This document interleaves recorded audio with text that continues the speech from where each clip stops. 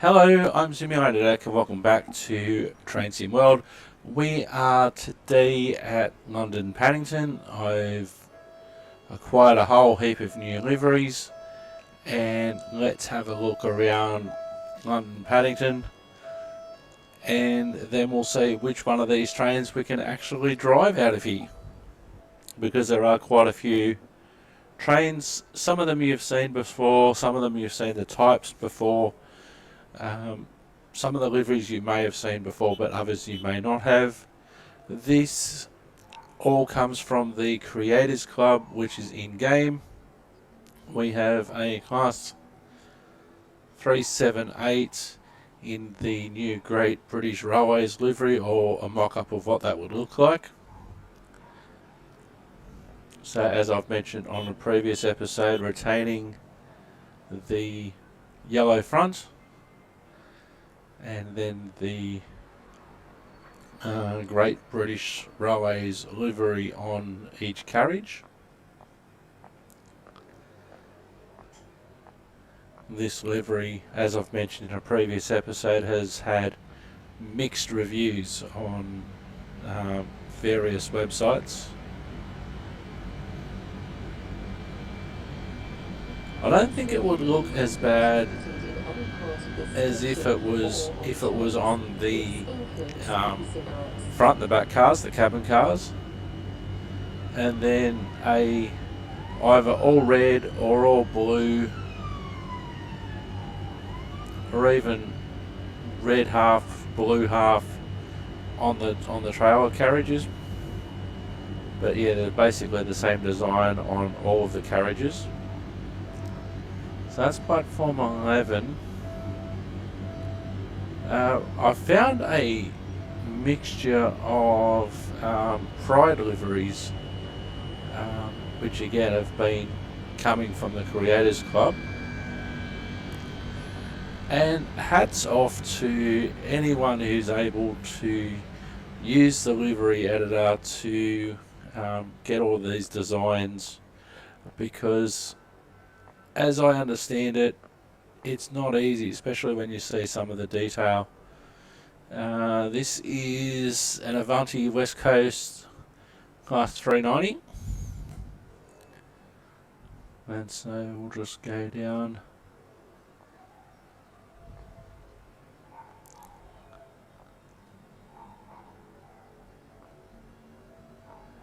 Just the amount of effort and the amount of layers it would take to do all of this and have it look, in some cases there's limitations, but to have it what looks to be realistic liveries. I'm not going to go into forensic detail, and all of these liveries I've only seen on the internet. I haven't seen them in person, being from Australia. But just the amount of time that it would take to do all this is a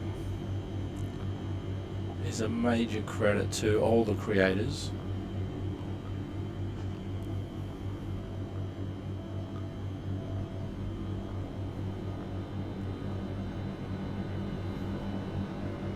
So I think this is a different version. This is again Avanti West Coast, and this is a 395.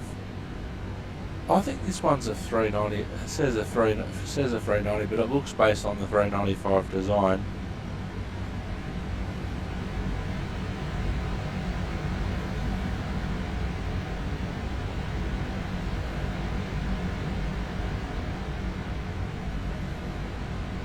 Could also be for a different year. They've had I believe a couple of the operators have had couple of different versions of these.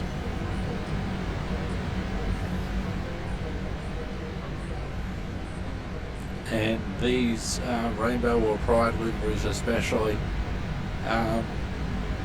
gives the operators and the designers, because you've got so many colours to choose from, gives you a vast array of colour and technique. And one thing that I'm really happy about I think this is just a different version of the one we've already seen. That's that one. Now if we go over to these other platforms while we're over this side of Paddington,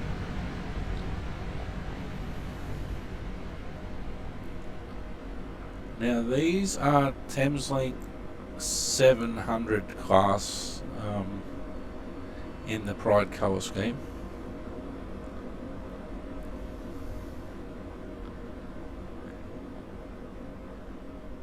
And if you didn't know what the Pride colour schemes were, you'd think, oh well, they're just rainbow coloured and they're just representing all the coloured lines that different operators have.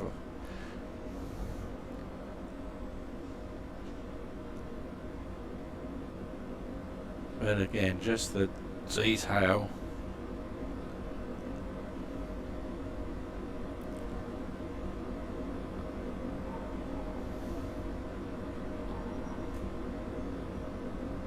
And this would be more the standard colour of what they would actually look like without the livery, so we won't go too much further. Because we do have a couple of other units over here to show you while we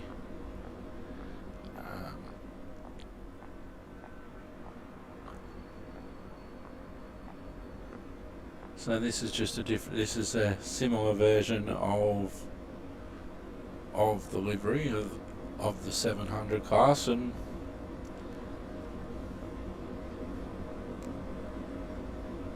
so the 700 class are going to be basically a commonly used a modern electric multiple unit with the interiors etc, and also the liveries until now designed for each operator, and they'll often name them different classes as a result. Now if we go over here,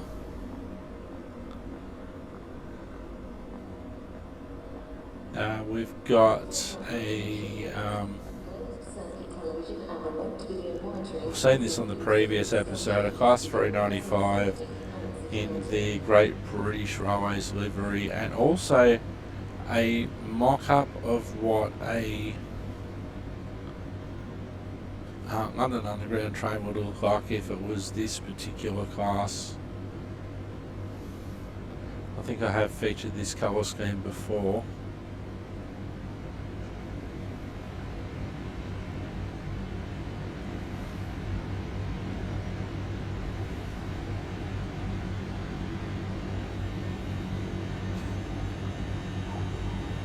So I wonder actually with the Great British Railways livery if it was a concept and they go, what we're going to do, we're not going to tell anybody, but we're going to launch this and say that this is the livery, and then when the public in the industry comes out and says this livery is stupid, can you modify it, go back to the drawing board and redesign the livery.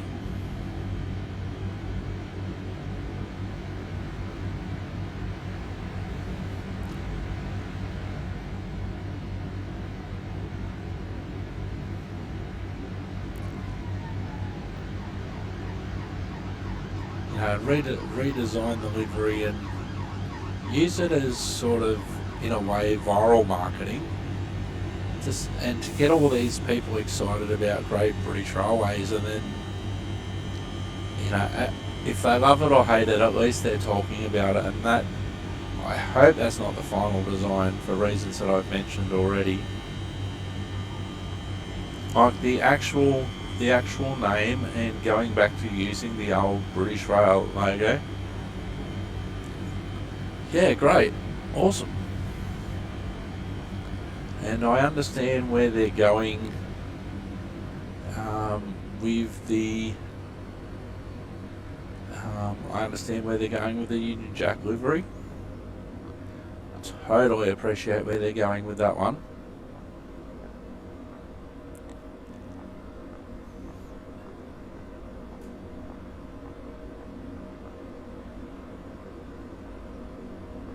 And again, there's the old British Rail livery, British Rail logo next to a underground roundel. And this is, of course, London Paddington as featured on the original Great Western Express. No news at the time of recording, early January 2026. It's my first episode I've recorded for 2026, but you won't see it until later on in the year, with the previous episodes in this batch still to be edited at the time of recording.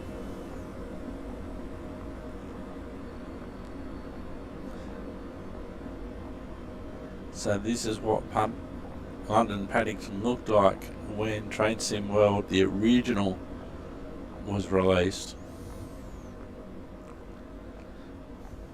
So I know that not all this rolling stock is going to work in here because it's not electric. It's not an electric place. It's a diesel place. This version of London Paddington. So we've had a look at our two Avanti West Coast Pride trains. Then we'll move over a bit to our other platforms.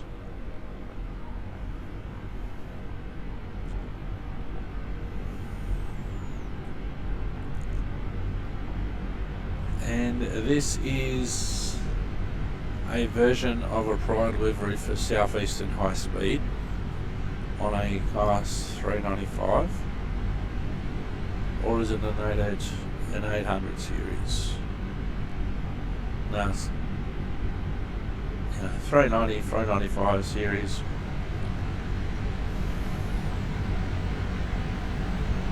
I do like what they've done here with the, you've got the various colours, but it's more muted. The designs are more subtle.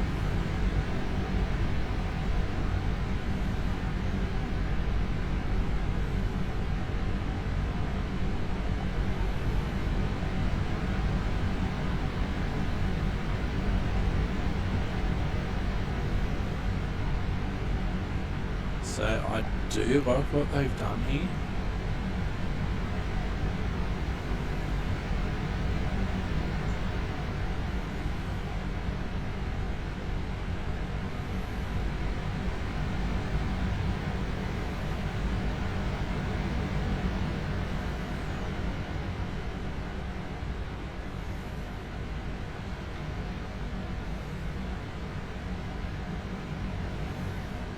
I don't think I've ever gone up this way at London Paddington. We'll go back down this way.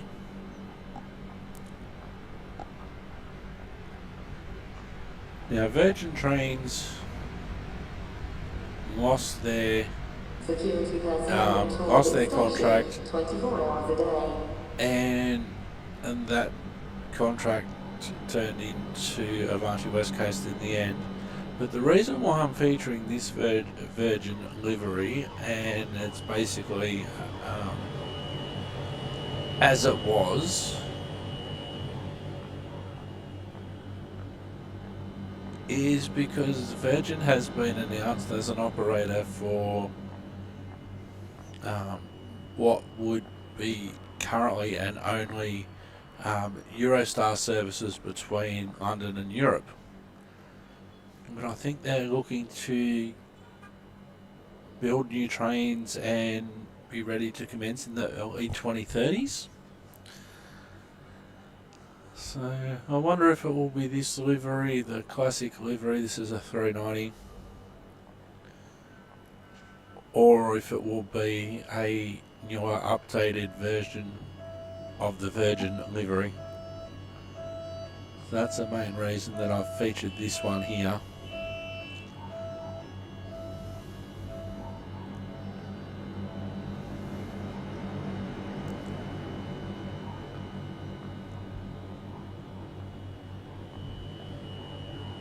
Well, it's interesting, there's a pantograph up and there's wires there.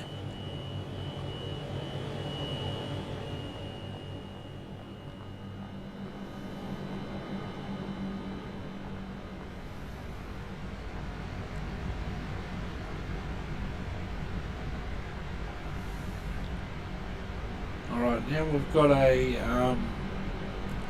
another version rather of a Pride livery on an Electrostar rail by First Group. Again, a little bit more understated than some of the other Pride or Rainbow liveries that we've seen.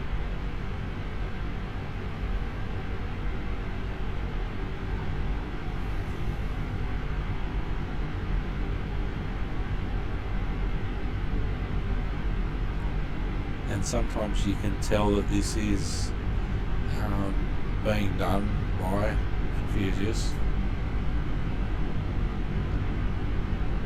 Please don't tell me that they spelled Electrostar wrong. Please don't tell me.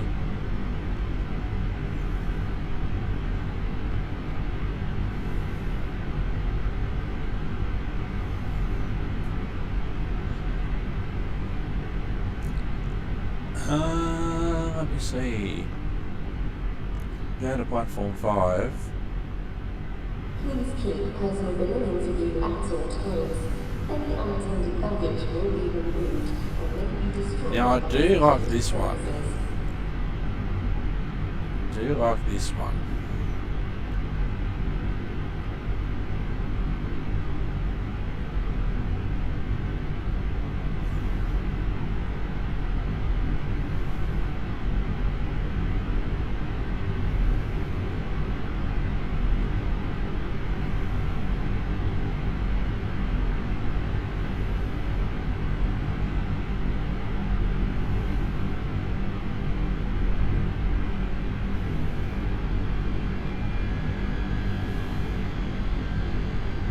So the rainbow livery is bright. It doesn't dominate the whole train though.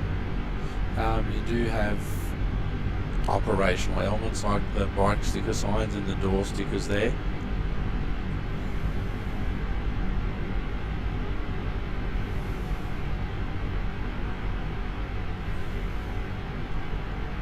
But I do like where they're going with that one.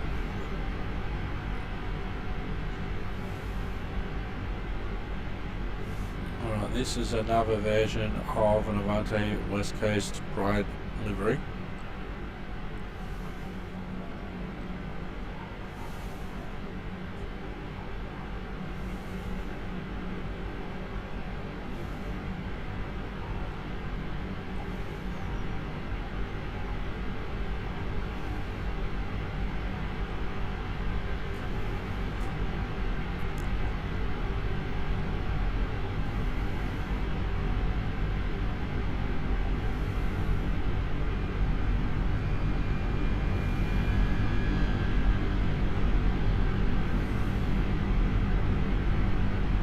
Quite like that one as well.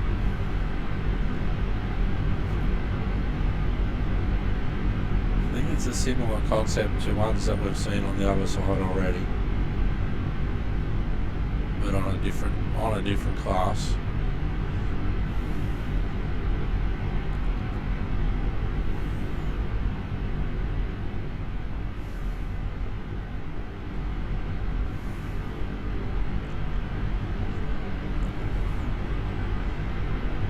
This is another Thameslink Pride train on a 323, which is similar to what we've seen on the 700s.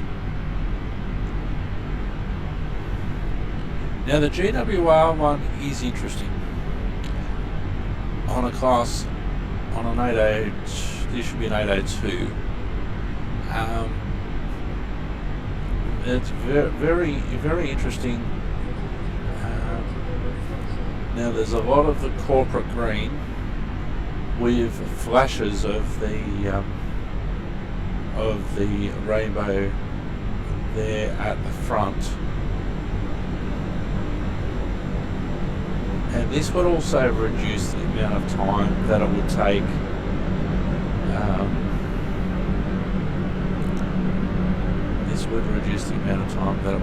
You can see that not all the carriages have been treated, but if we go up to the other end, get between the crowds, it's still corporate GWR,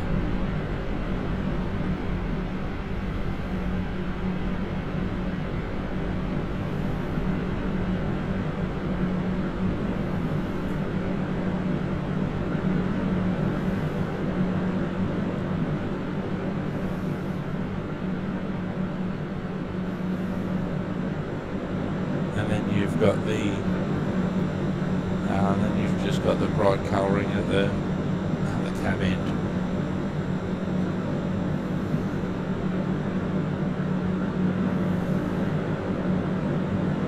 So I do quite like that.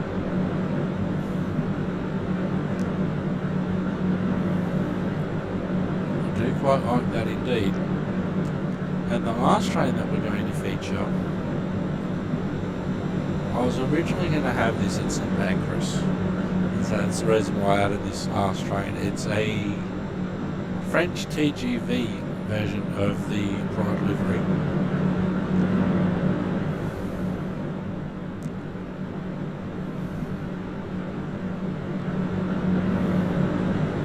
So again, not all of the train has been done.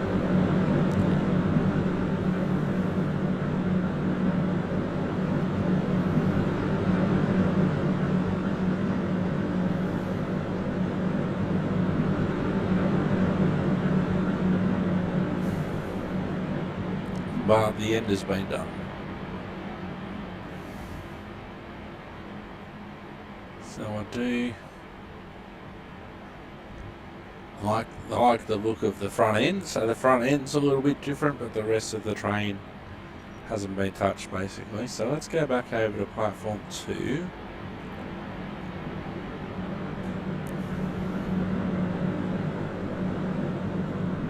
So we're in sandbox mode at the moment.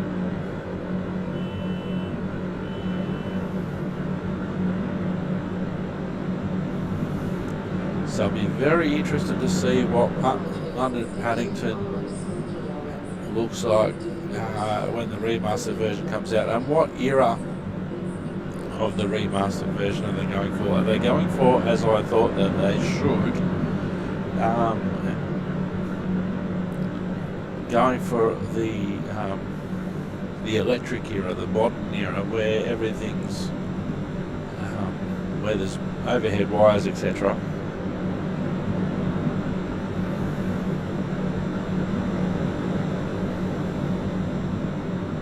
Let's see if we can set ourselves another one. London platform 2.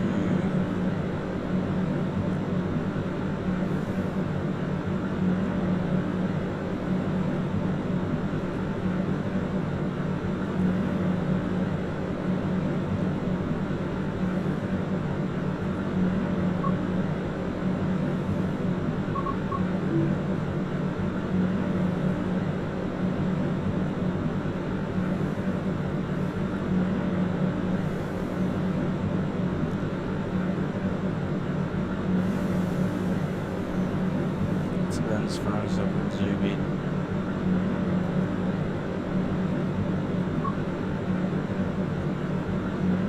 I wanted to be able to set a path. Let's see if we can still get it to work.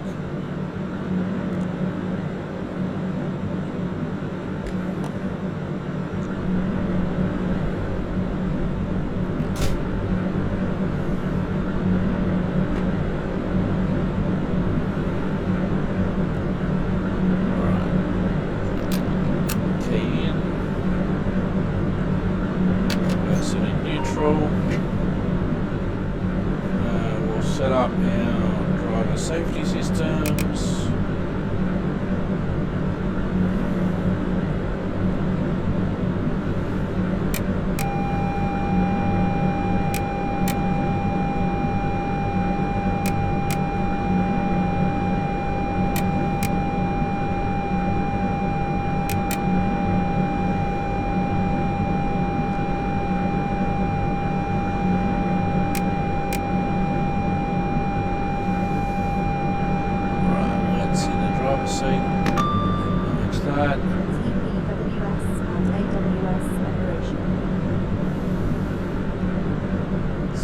Select diesel mode.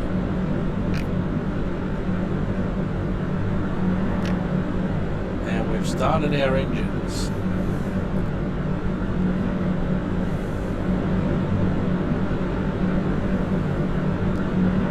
Now let's see. I didn't mean to do that. Now that I'm in a train,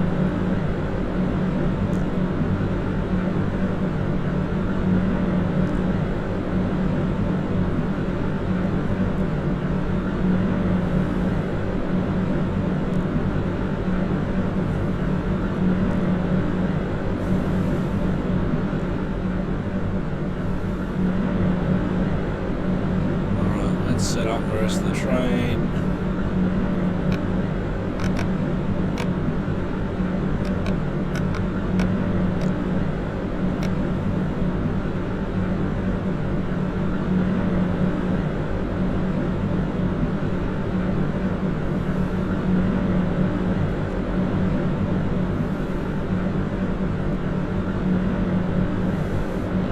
Let's open our doors.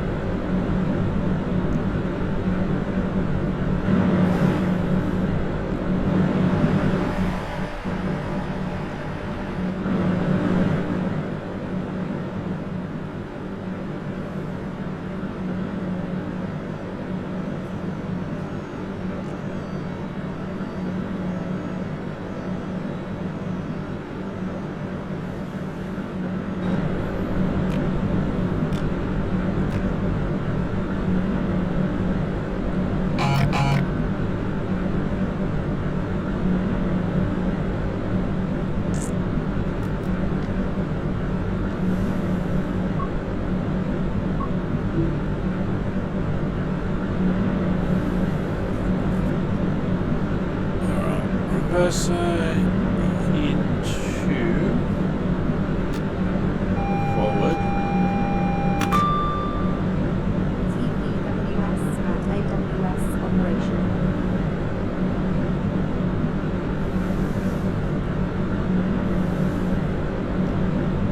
Alright, bit of horn.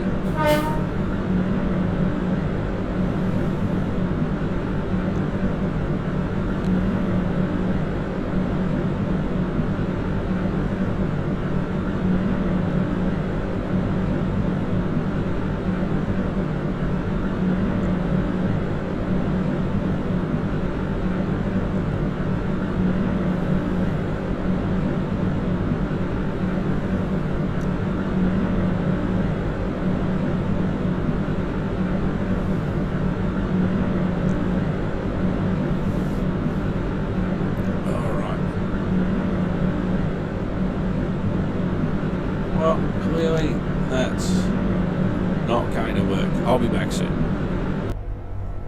Alright, welcome back. This is as close as we could get. And we're going to unlock our doors.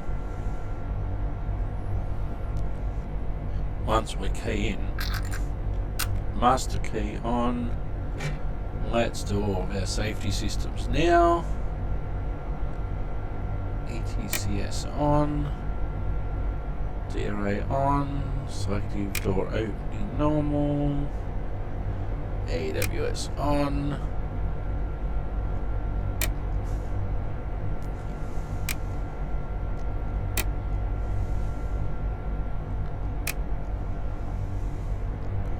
alright,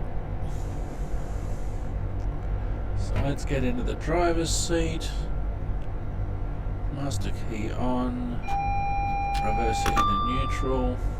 TPWS and AWS operational.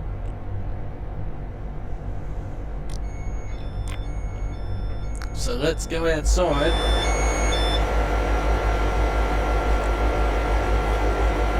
So we're at Exeter St David's.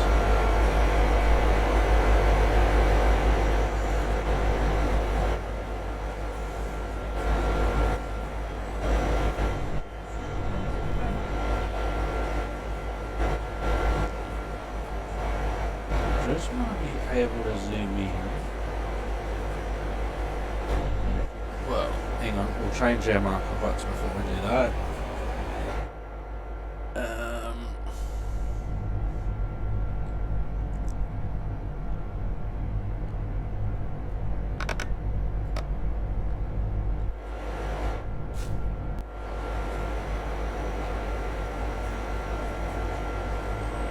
That's better.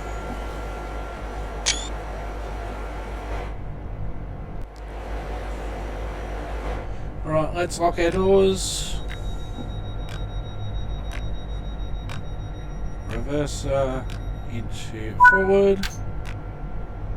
And let's rock and or roll.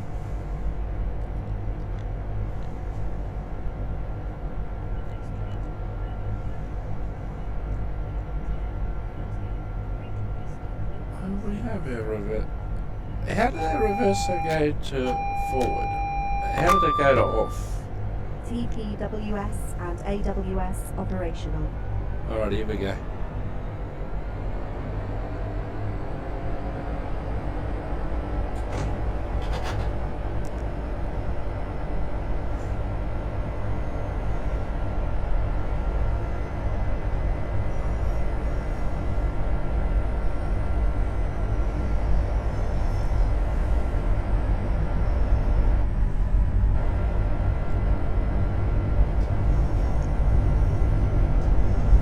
I do quite enjoy driving this one, so this is a good one to finish our first little batch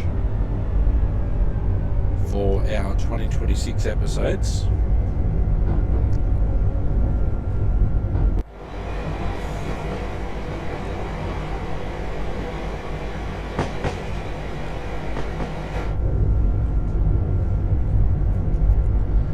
Okay, 30 mile an hour speed limit.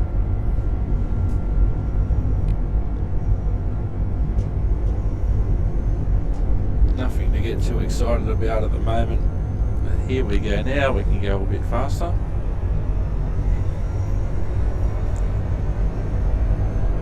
Up to 80 miles an hour.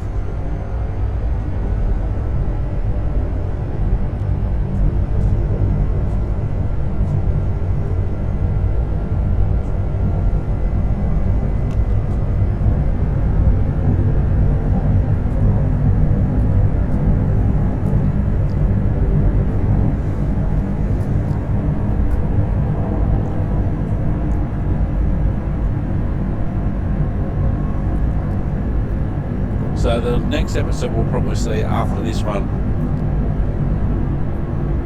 will be the Great Western Express Remastered. That will probably be the next one realistically.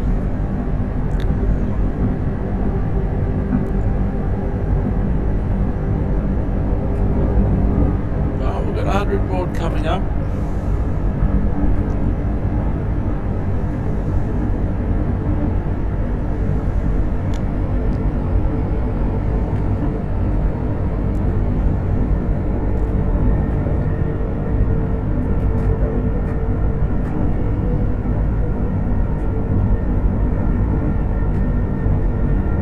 There's the 100 board, just got to wait for the train to fully enter the 100 zone. There we go.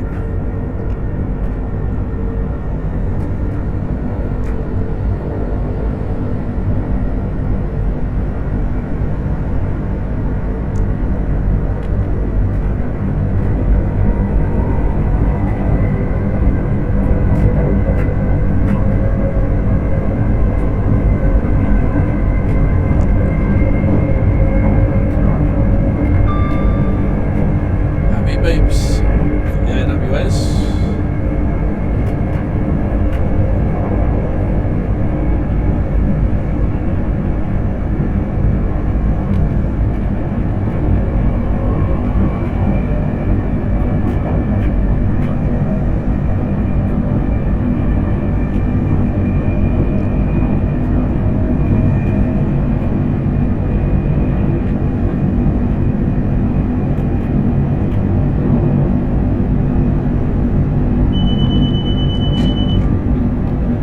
Because I haven't done anything in a while.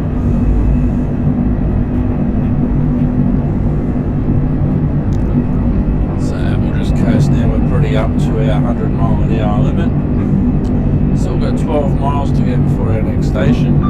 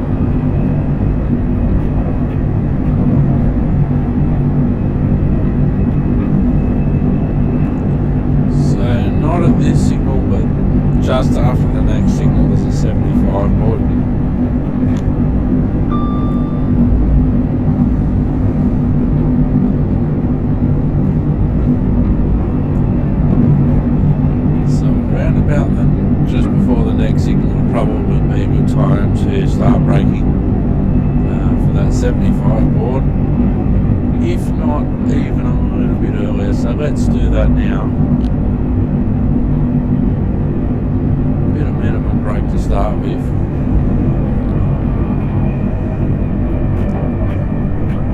Because in a lot of modern trains, minimum brake's a good place to start, and maybe that's all you need.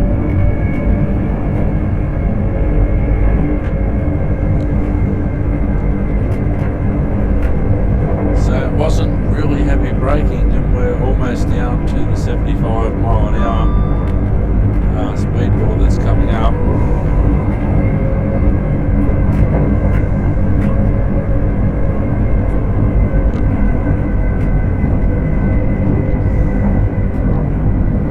Alright, so we're right on 75.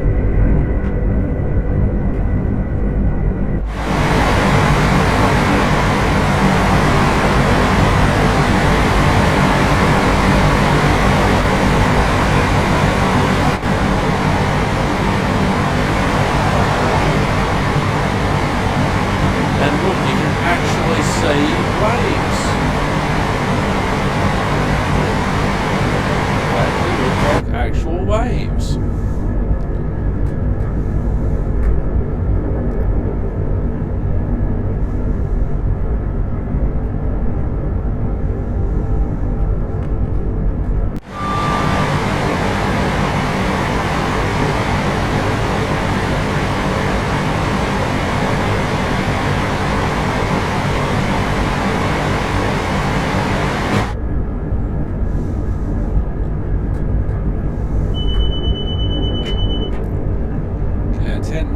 To go before our next station.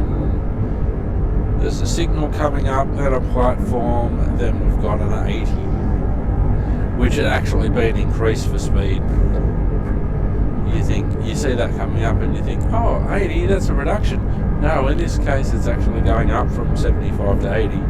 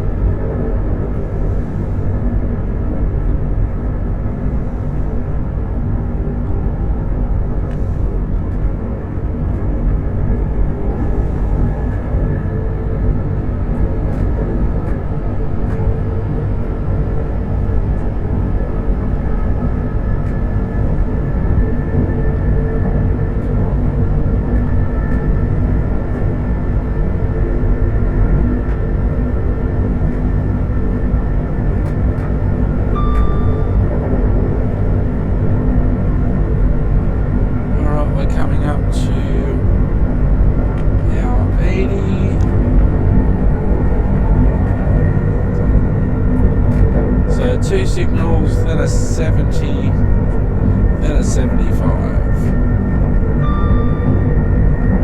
Oh, here comes the Ferris wheel coming up.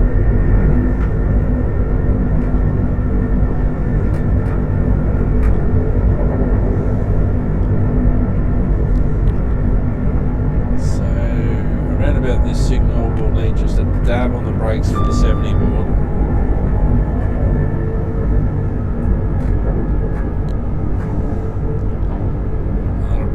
Nicely. So I'm ready for the 70 board. There it is. 75 round the corner, and then just before the next station there's a 60.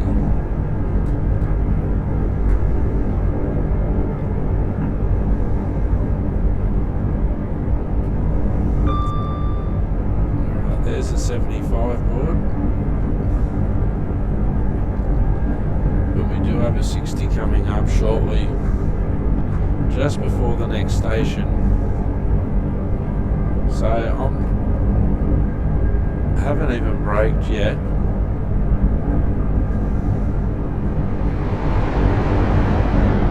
Might just give it just a touch on the minimum brake again, just to bring us down for this 60 board.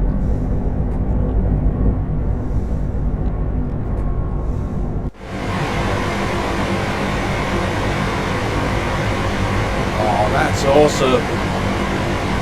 That'll be a screenshot for the cover art. Alright, we've hit that 60 board nicely. Still 7 miles before our next stop. Was I asleep when I recorded the last episode going through this scenery?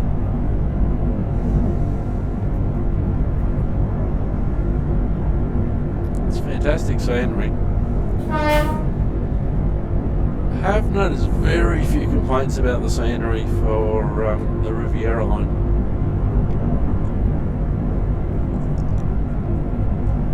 So after the next signal there's a 75 board. I'm not going to get too excited at this point.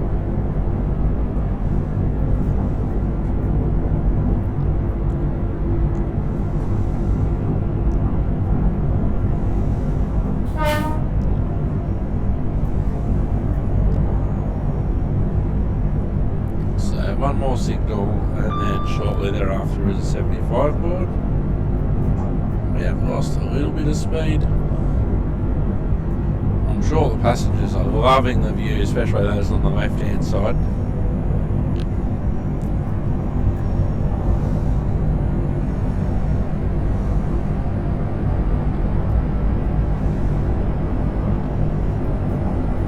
It's one of those views that you want to make sure that you're up on the correct side of the train to be able to see out the window nicely.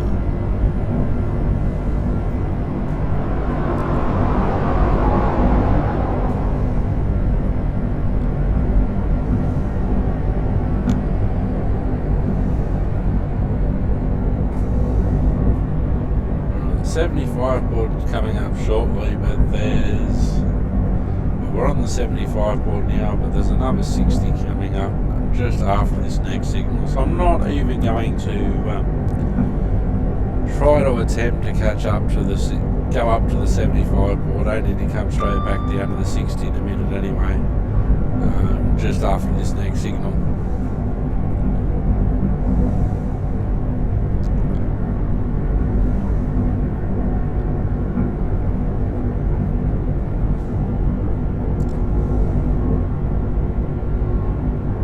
Now I was talking about Great Western Express, the remastered version, and that will be able to take massive advantage. There's a 60 board, and we're doing fine. That'll be able to take massive advantage of things like layering, which simply wasn't a thing when the original version was brought out.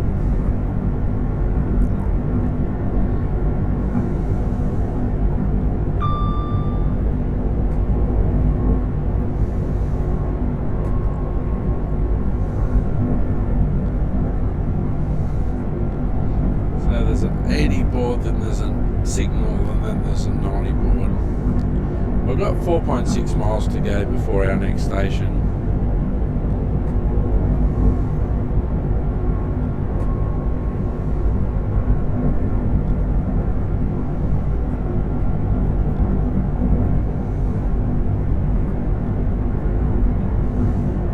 So just before this next signal will be an 80 board, so it'll be effectively 80 from the signal, because I'm doing just under 60, which is the track speed at the moment. Alright, there's the 80 board.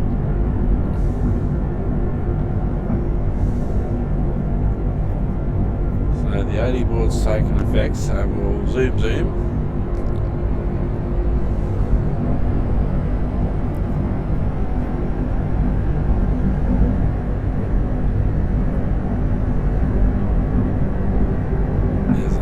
Board coming up. We're still 3.5 miles away from our station. 90 board.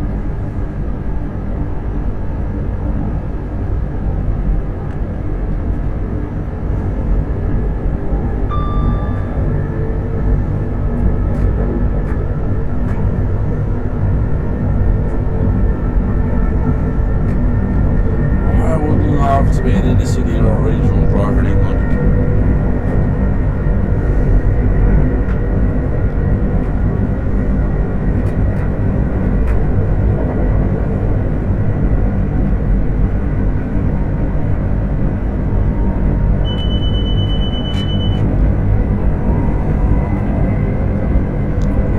Shut off here, 2.5 miles to go before the station, and there's a 60 board anyway coming up after this next signal, just before the next one after that.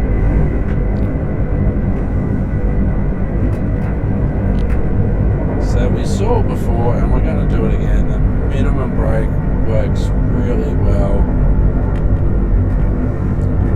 Just keep minimum brake into it.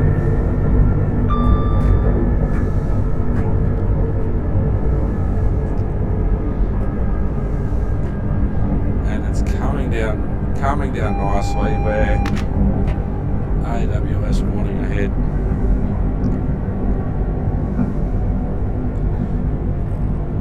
We're well and truly okay for the 60 board that's coming up.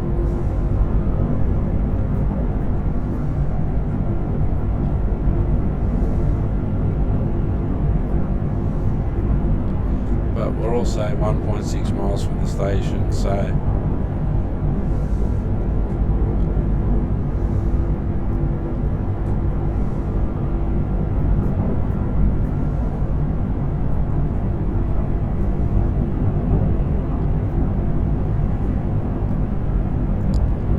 there's the 60. Round the corner we go. Signal coming up. Happy beep.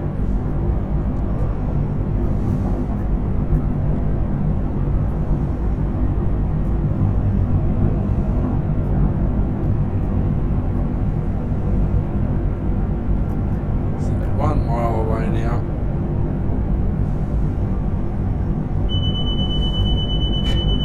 VJ warning because I haven't done anything for a bit.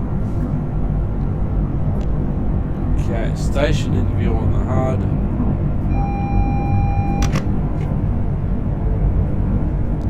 Two yellow.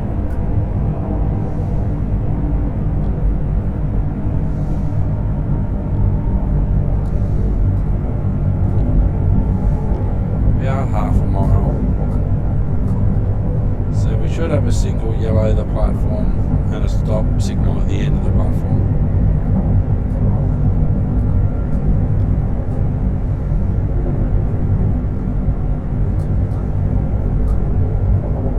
We are now approaching Newton Abbot.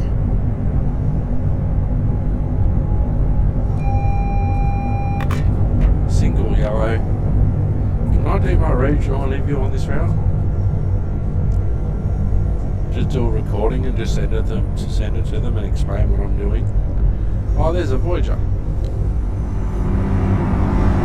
Signal coming up at the end of the platform. There's the platform.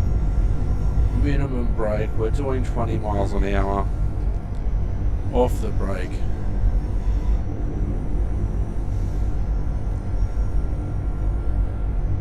We're more than likely stopping at the same stop even though we're only 5 cars.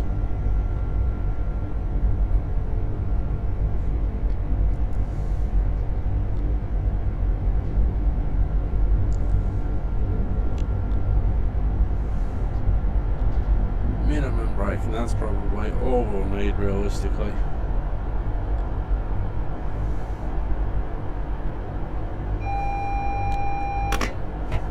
AWS for the signal stop ahead of us. There's the car marker for 4 and 5 cars.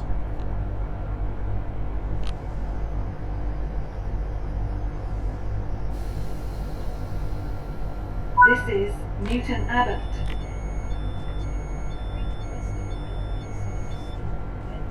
This morning at Totnes, Plymouth, Iscombe, Bodmin Parkway, Hull, Portsmouth, Redcliffe, and Penzance.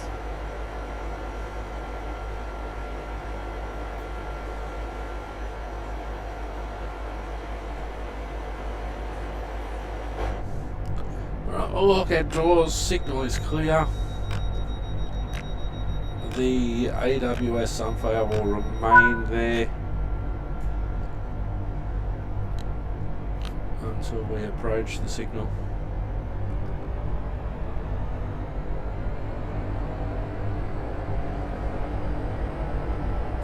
Welcome aboard this Great Western Railway service to Penzance.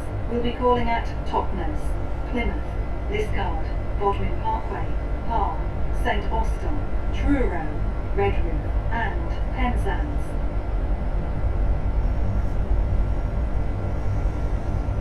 The next station is Totnes. Alright, 60 out. And what I like now with these things like announcements and the passenger information screens, etc., is that now they acknowledge more than they ever have before to say that, oh, this is a train going to London Paddington, even though we're not driving the train all the way to London Paddington, or in this case Penzance.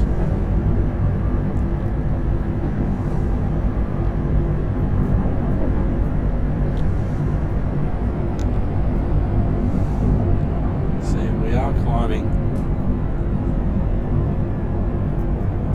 So it's 60 for a while. Just a couple of notches of power. Happy beat for the AWS. There's the green signal.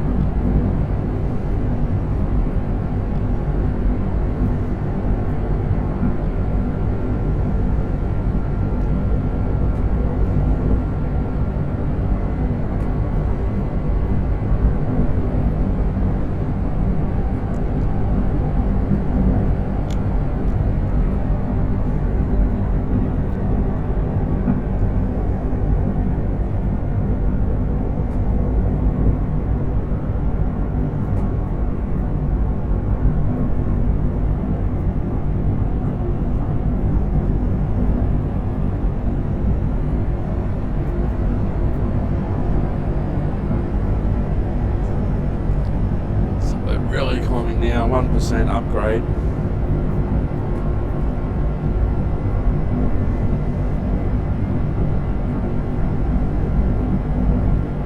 So we've got a 55 board coming up, which is effectively what we're basically doing anyway. Our grade's getting steeper, it's 1.5% now.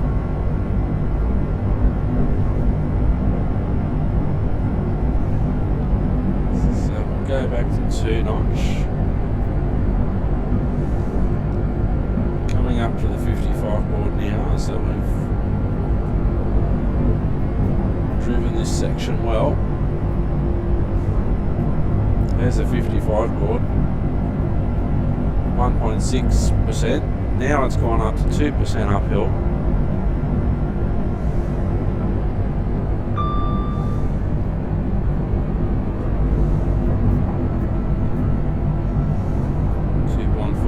So it's a fine line between pleasure and pain. It's a long way to the shop, or in this case it's a long way to the buffet if you want a sausage roll. It is a balancing act between having enough power to keep your momentum but also not going over the speed.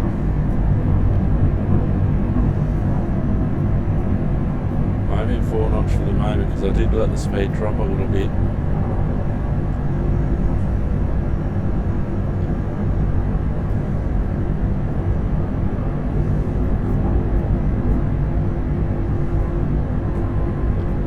So we're approaching our 55 speed limit, so I've just dropped it back down to power notch 2.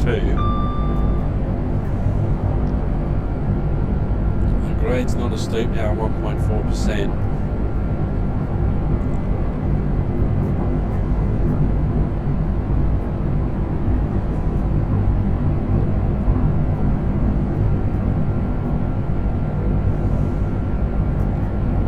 Now we're starting to go downhill, so this is a new challenge.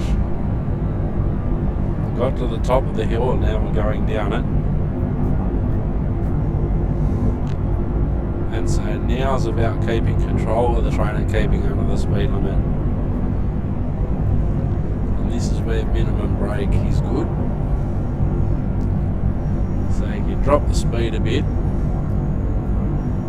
still be on minimum brake. Well and truly got the train under control.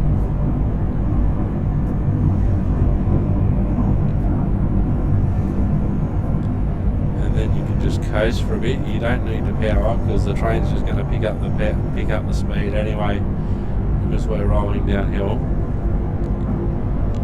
Back to minimum brake. So we're just applying, it says 25-30% of power.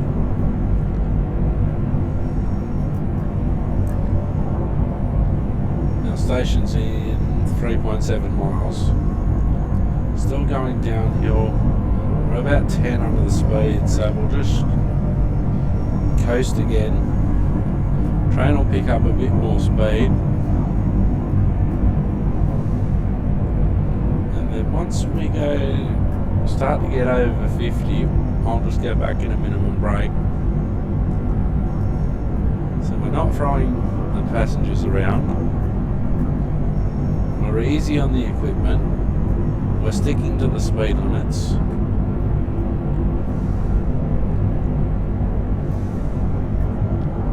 So it's holding nicely on 52, 53 at the moment. We're just coasting downhill. It's not steep downhill at the moment, 1.3% compared to some of the other grades that we had. Minimum brake again.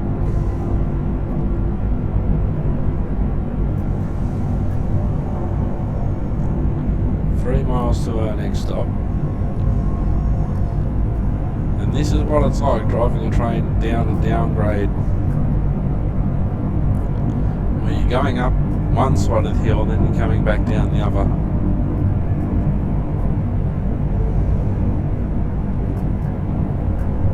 So now we're on flat ground, so we will have to apply some power, but let's not get too excited because we've got the station coming up in 2.5 miles.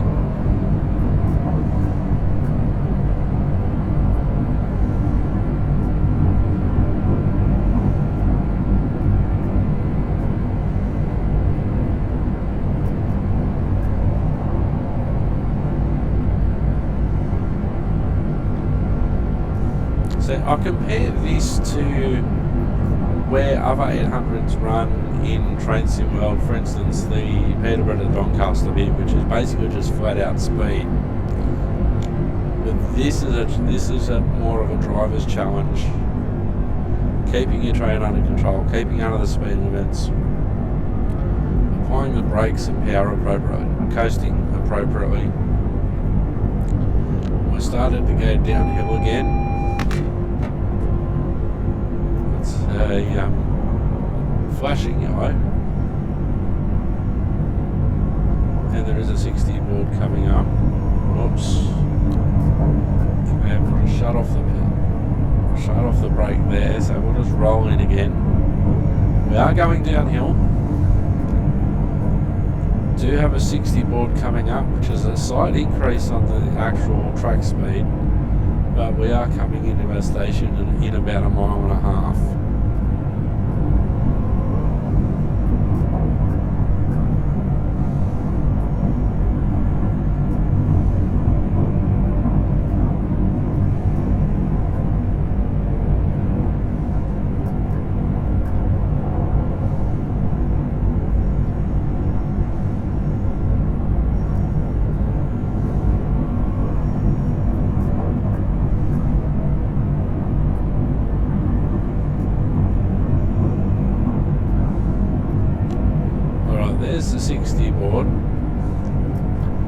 We're just over a mile from the station, so I'm thinking more about braking rather than going up to the 60. I'm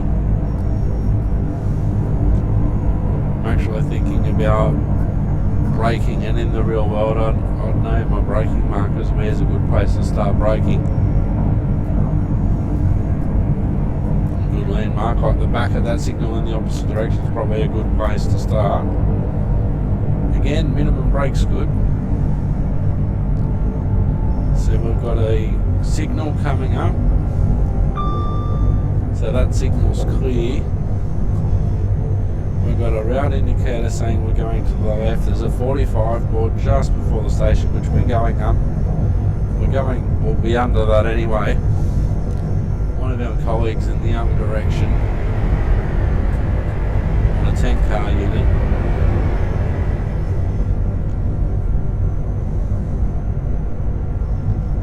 So we're coming in nicely. I've now driven 80 miles in the Class 802.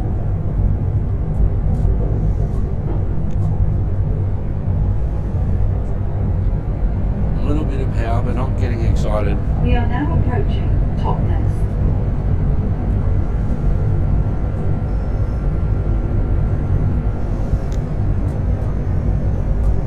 Alright, I can see the station on the HUD. The station will be around the corner. There's a 45 board.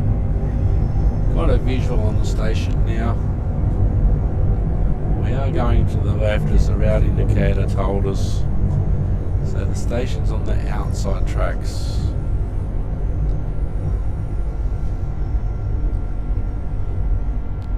Shorter train.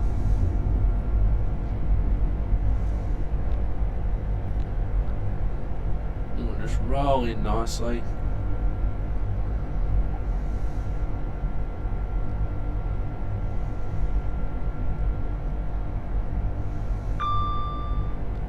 Happy beep for the signal at the end of the platform.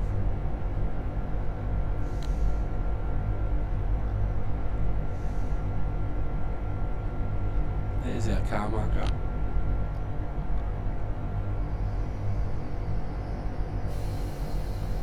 This is Totnes.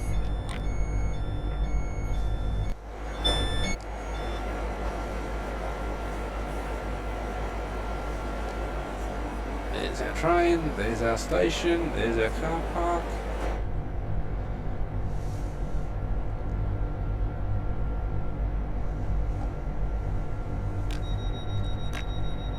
And we're still within the minute of departure time.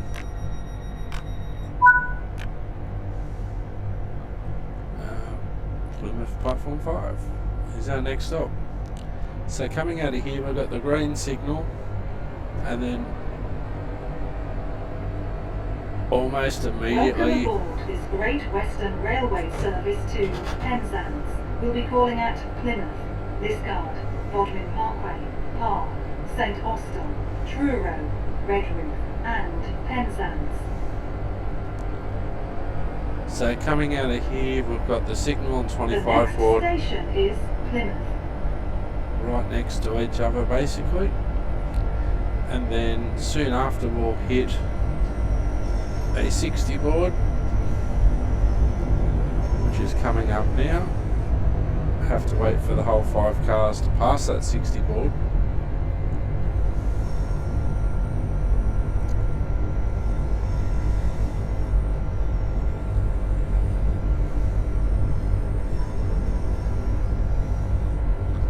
Now this bridge seems like a pretty good marker, and it is.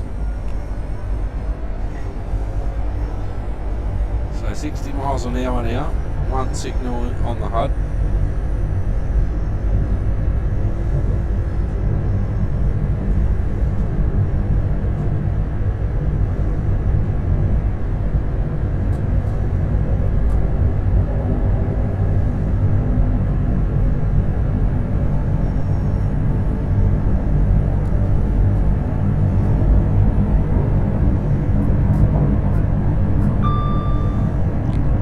Happy beep for the signal, we're going uphill.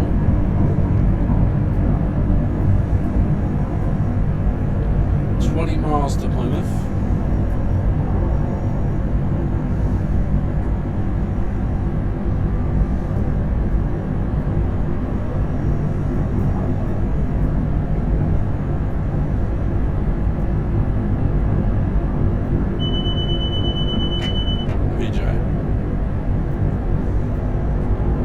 start to reduce our power now, as we are approaching the speed limit.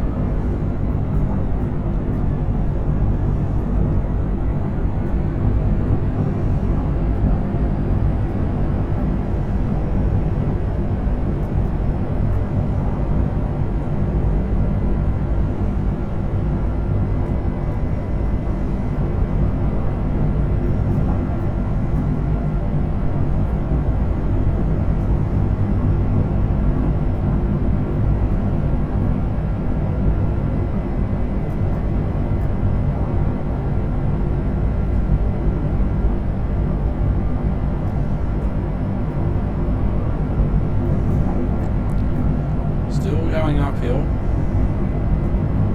still powering.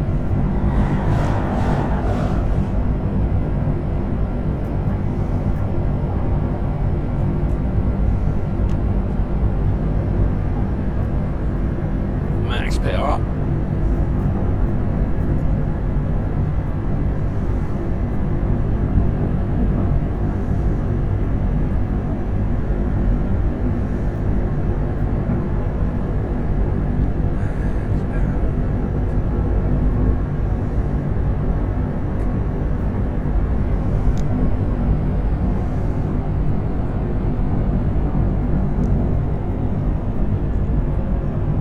Still going uphill, and you can see the effect that shutting off has had. It's reduced our speed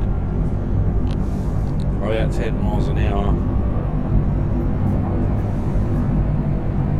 But I'm doing this so I don't go over.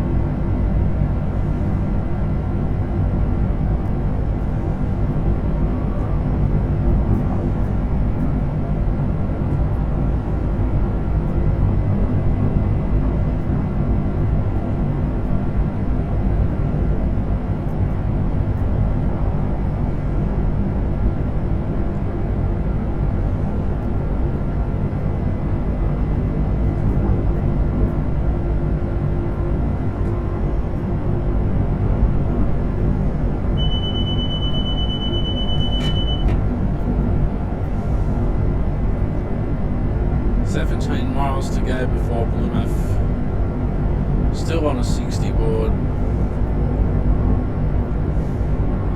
Happy beat for the green signal.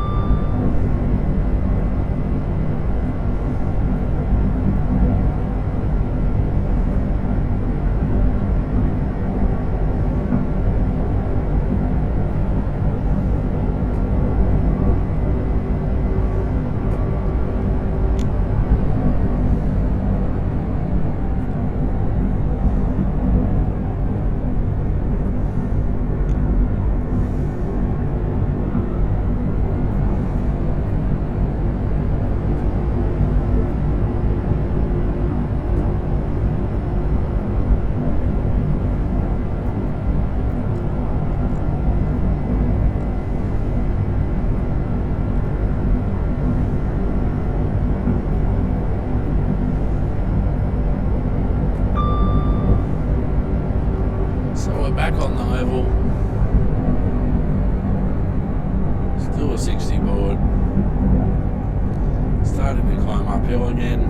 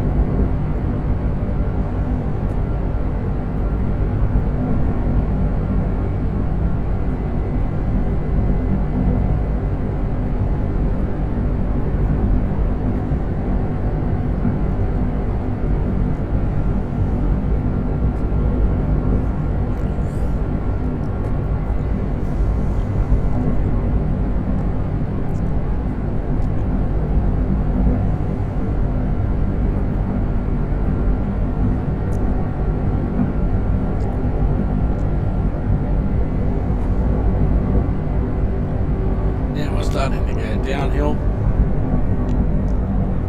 Bit of minimum brake just to keep the speed a bit under control. Now we're starting to climb uphill, so there's not a big difference in the time between going uphill and downhill, and this is what these steam era alignments are basically how they're basically constructed. Instead of one big, long, straight, level stretch of track,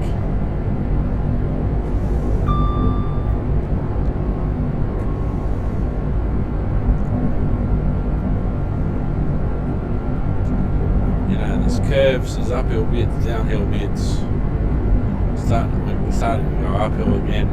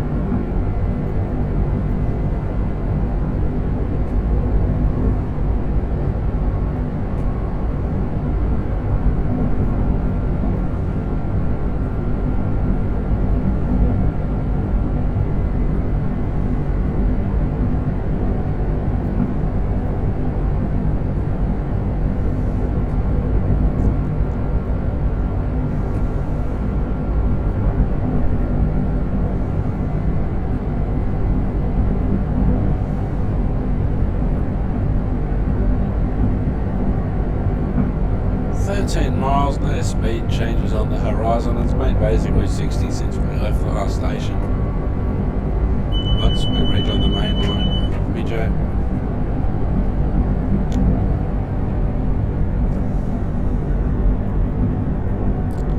Still uphill, shut off just to control the speed. No need for the brakes, no need to get excited.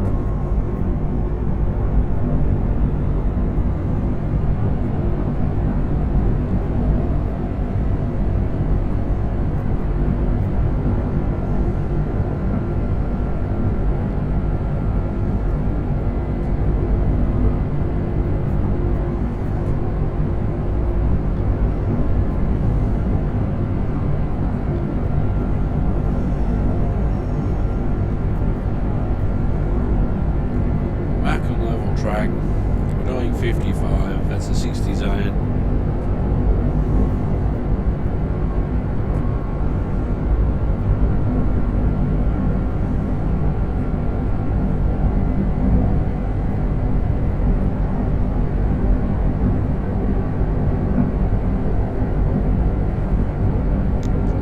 Starting to go downhill, so just a little bit of minimum brake just to keep under the speed.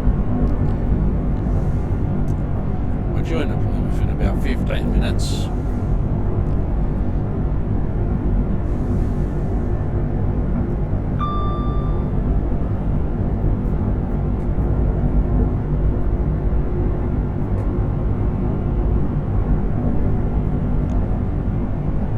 Back on level ground, so we'll just apply a little bit of power.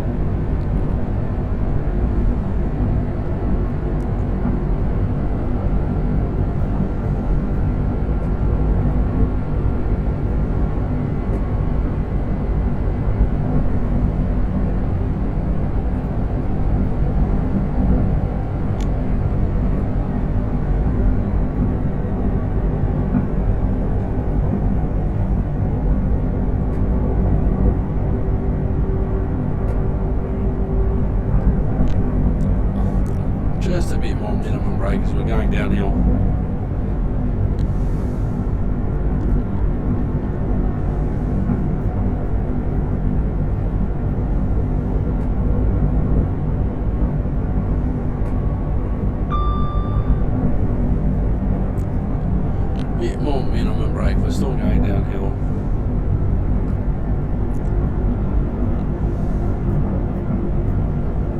station coming up that won't be for us.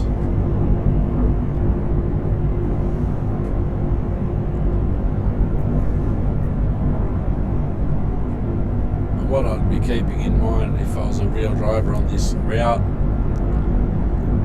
and let's just say I was driving both express services like this one or stopping services, I'd have to keep in mind that today I'm driving this route, stopping at not many stations, and tomorrow I might be stopping at this station, so don't totally forget where to brake for this station.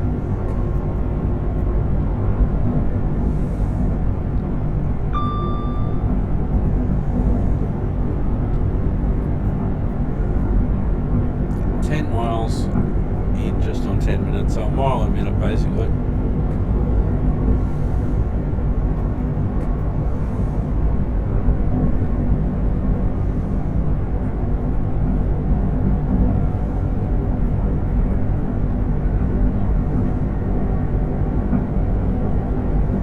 Starting to go downhill, so we'll just control the brakes, a bit of minimum brake.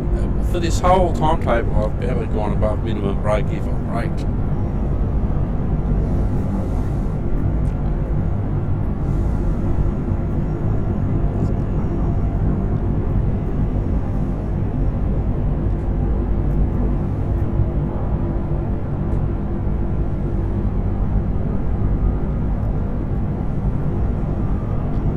Going uphill again, so a couple of notches of power.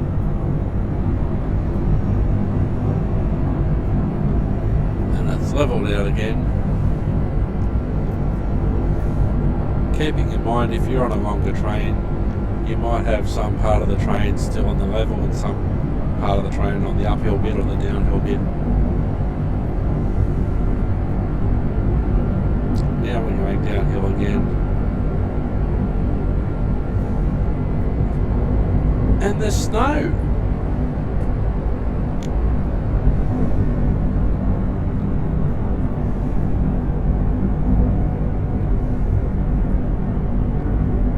It's certainly snowing,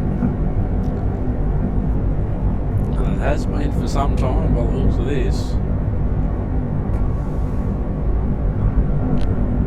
Bit of minimum brake as we're going downhill again.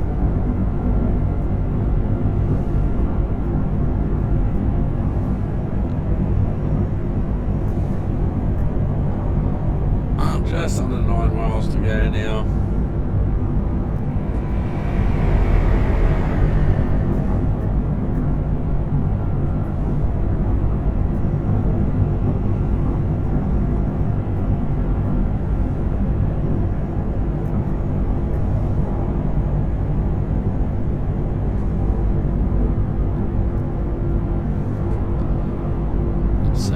Going downhill slightly, a bit bumpy there.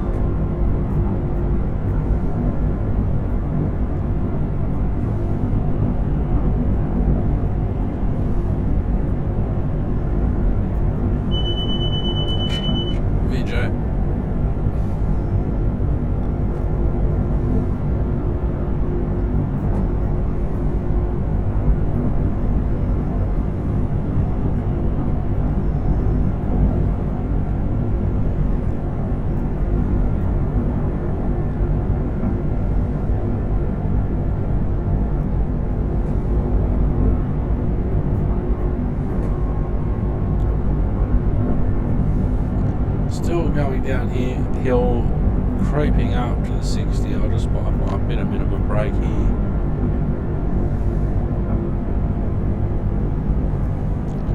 It's leveled out again, we'll shut off.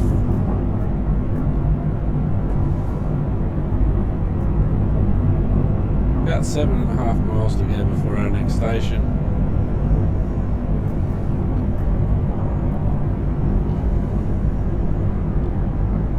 Starting to head downhill again, so I'll just let the train roll. can often be hard to tell if you're going uphill and downhill if you don't necessarily know the area.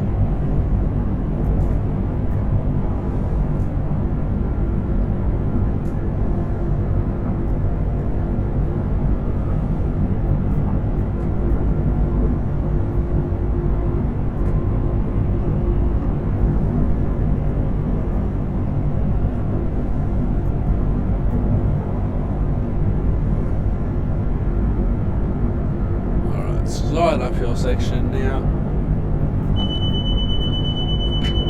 BJ.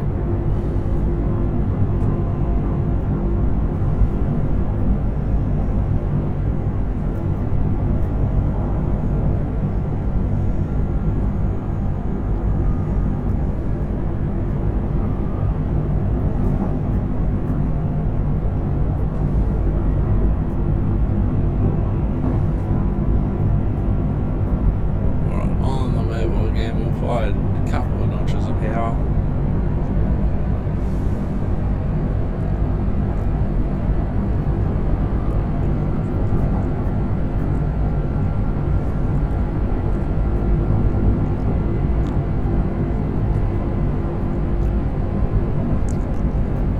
Our speed limit's gone up.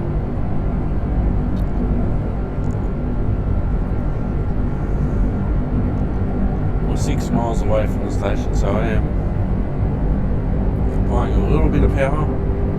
Our speed is increasing.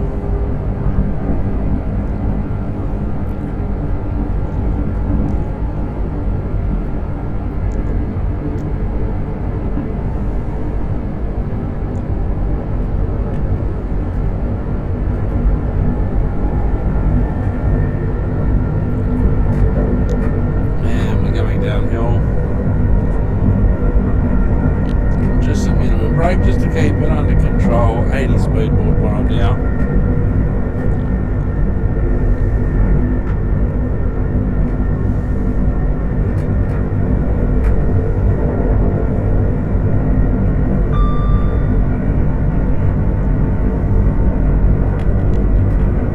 Bit more minimum brake.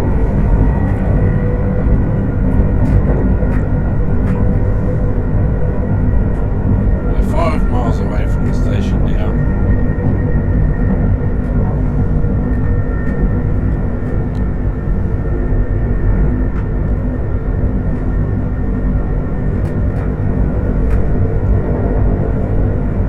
Alright, got a signal, and then just after the next signal is the 60 board. Starting to go downhill again, so minimum brake on.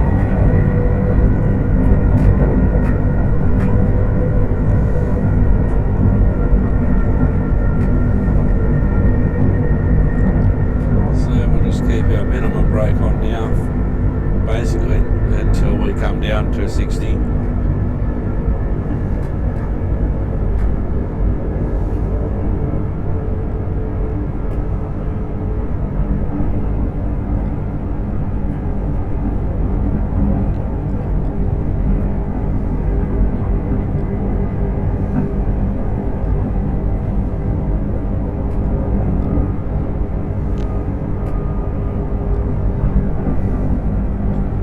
Signal coming up, 60, 70, another signal. That's our view for the next mile or so. So we're well under control now for the 60. There's the signal, and the 60 board's just under that. So we are going slightly downhill. I am coasting, so we'll come on nicely for that 60 board.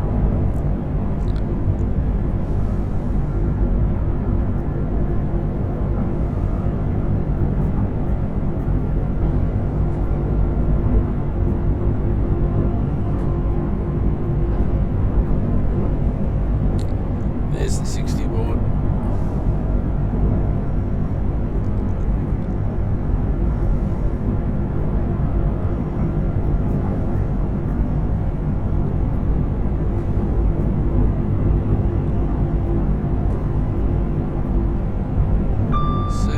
Coming up. We've got 2.7 miles, so I'm not going to get excited, just coasting in at the moment. We are going uphill slightly, Vijay.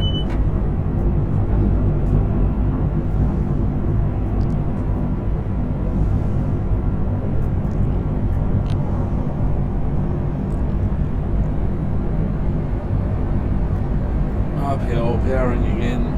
2 notch of power seems to be a good sweet spot.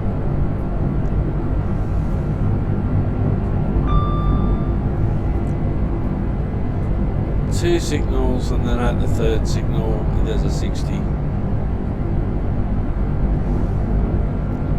But we're coming in nicely for it anyway. 2.1, 2 miles to go before our station anyway. So we'll be coming in nicely for this 60 board coming up after the second signal.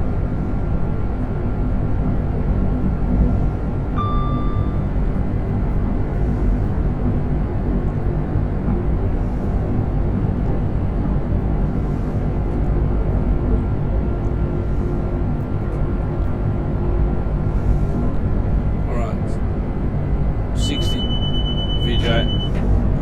60 board signal, 55 board. We're 1.5 miles away from the station, 25 just before the platform. So we are going uphill, so I'll just let the hill take out some of our speed for us. Mindful of the fact that some people would be already up and about to get off at Plymouth. AWS beep for at least one yellow.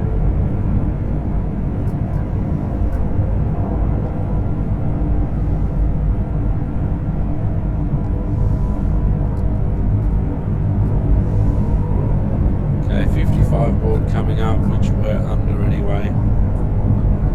25 board round the corner, which we're braking for now. 25 board signal platform on the HUD. Station not yet visible.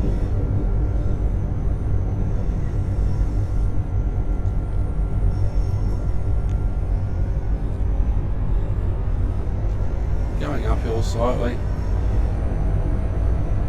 25 board and signal coming up.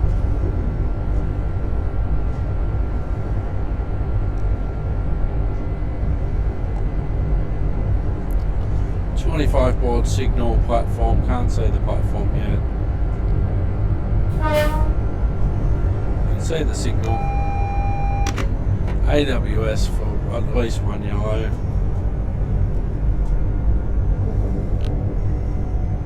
.25 board at the signal. Going on to platform 5. We are now approaching Plymouth.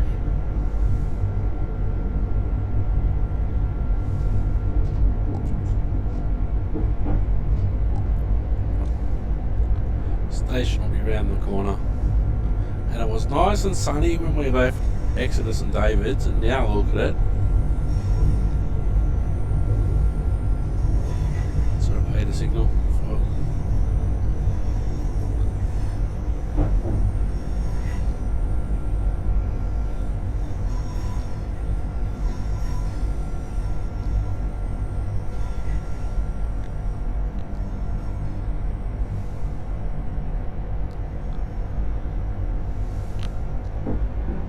Platform there, platform in sight. We're just going to crawl in. There's one of our colleagues, 2 of our colleagues. Red signal at the end of the platform.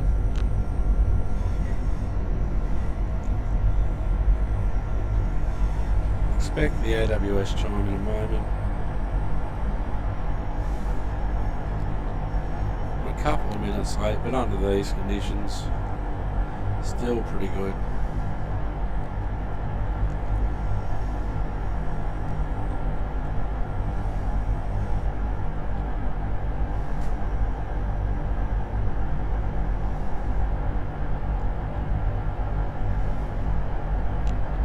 There's our car markers.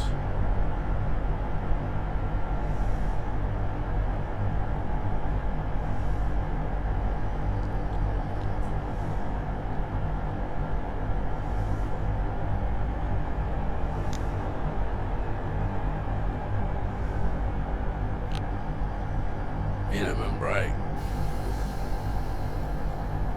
This is Open doors, Plymouth. doors on the right.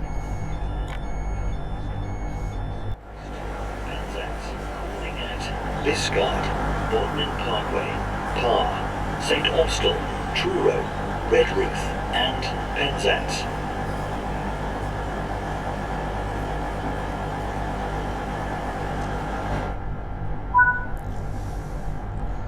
Alright, end scenario.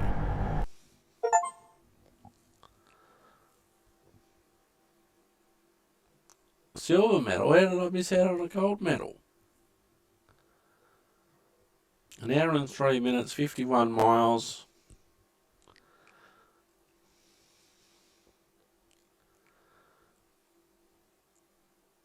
And overall, I think we did pretty well. Alright, we are back. I'm going to end the episode with something a little bit different. I've just worked out my way through the scenario planner. I've created a simple scenario to take us from London, Paddington, and to take us to Reading on the Great Western Express route. So we're going to use an 802 GWR train, which we've just done, leaving London, Paddington 1 to Reading, platform 7. Service is start at 12:10. So let's get our cab set up. Master key on. Let's get out of our seat. And 0 normal, SDO normal, AWS normal, driver safety system normal, VJ normal. Alright, that's cool. Back in the seat. Reverser to neutral. TPWS and AWS operational. Headlights on. Platform on the left, so we'll open our doors.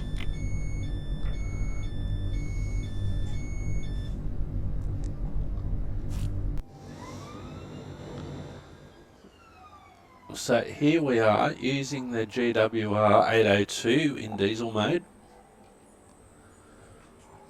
from London Paddington. So we've got 10 minutes before our service is due out.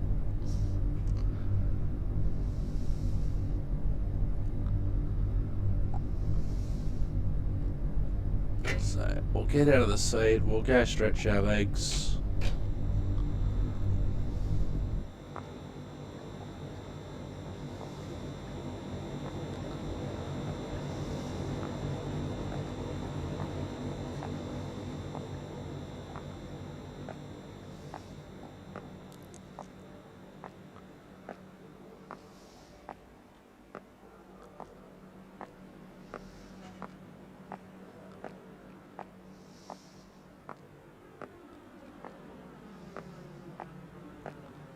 So there's our train on the screen. Reading, calling Ealing, Broadway, Slough, Maidenhead and Reading.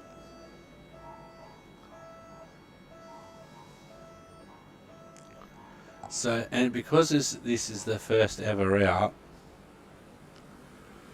you can't say, for instance, oh, I want to drive this train in theory to Edinburgh or Newcastle.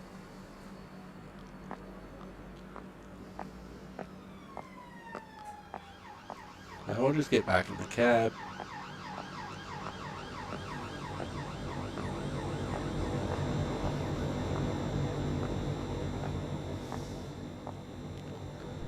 Get in the cab, shut the door, sit in the seat. At least we're ready to go. Our train's set up.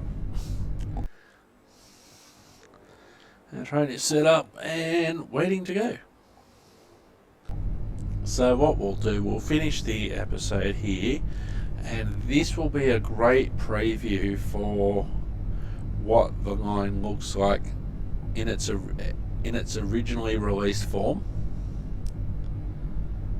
and then we'll compare it. And what we'll probably do when the line comes out, we'll probably do something on this anyway, and then compare it. So I have seen a time lapse online. Didn't watch the whole 10-minute time lapse, but it's a good look at what to expect with Great Western Express remastered. But this is what it looks like, and who would have thought, what was it, 2019? Who would have thought that I'd be driving an 802 compared to a HST? Now all I've done is I've timetabled my train and my train only. I haven't put in any other services, which could well be a thing that I could do. Just make up a short timetable for, say, the hour between London, Paddington and Reading. Just make up a timetable. Just add a whole heap of AI trains, which could be an interesting exercise, but I'm not going to do that today. Might even do that tomorrow in real time. Who knows? But we've got 3 minutes to go before departure. Our doors are open. Service is scheduled to start at 12:10. If I was doing this as a realistic scenario, I'd probably shorten that time a bit. Have the scenario start at 12 o'clock and depart at 12:05. I could be really nerdy and look up a timetable and see what time a GWR train leaves Paddington, but I'm not going to go to that extreme.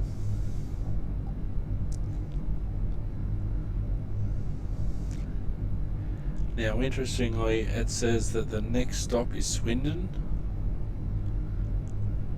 even though that's pretty sure that's one of the, I haven't timetabled that as a stop. So 10 cars. So you can see that this is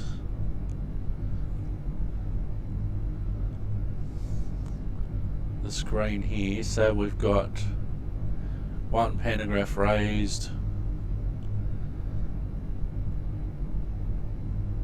train manager down the back,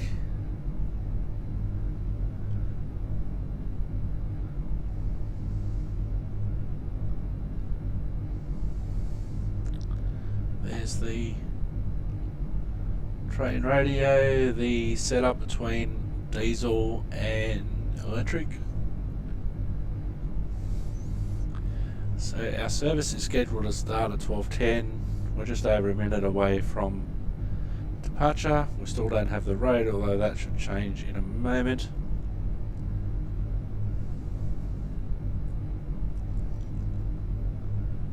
Everything is basically set up anyway.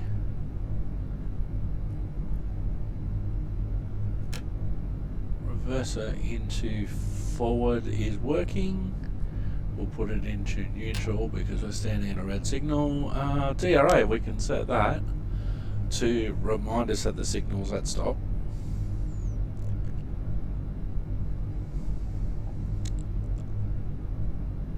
And then I just have to remember to unset it.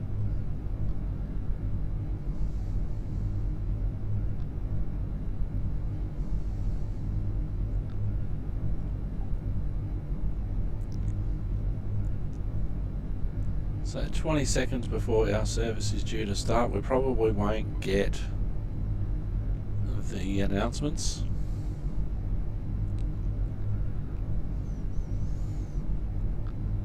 So DRA is set. We have no road. 3, 2, 1. Kirichi. Load passengers.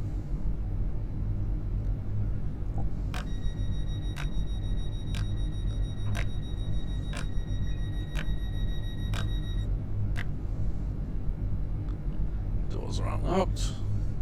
Signal has changed. We can unset our DRA.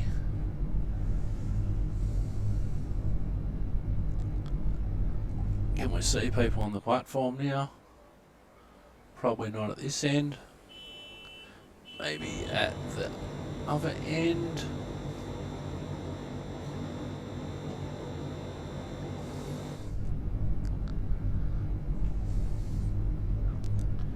I did unlock the doors, did I not?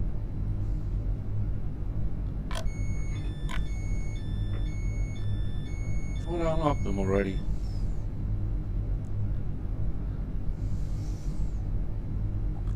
Now we'll see if we can see any people. And there are some people on the platform now. And there's our train at the other end.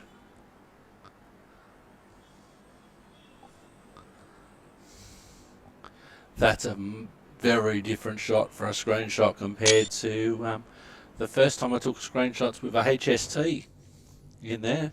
We'll lock our doors now.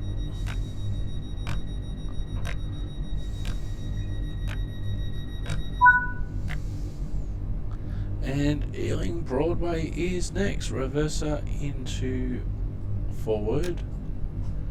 And off we go. Moving on.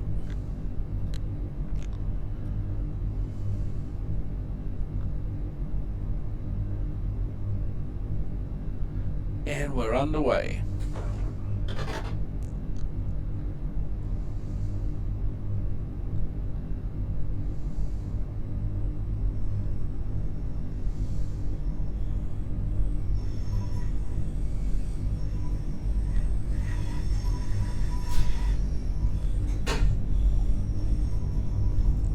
I seem to remember there were no wires. So we're on a 30 board at the oh no, more like a 40 board at the moment, going up to a 50.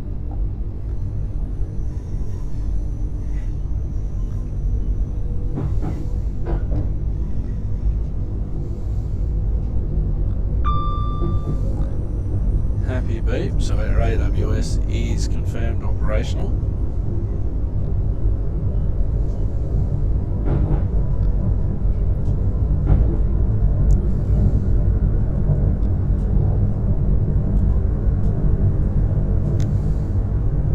So because I haven't set any other trains, we probably won't see any other trains to be fair.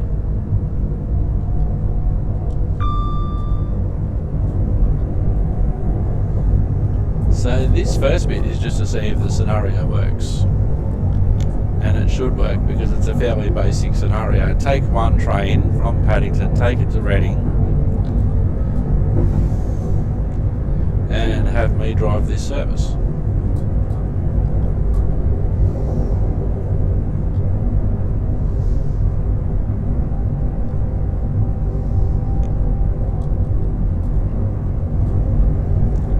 So there's a 50 board coming up.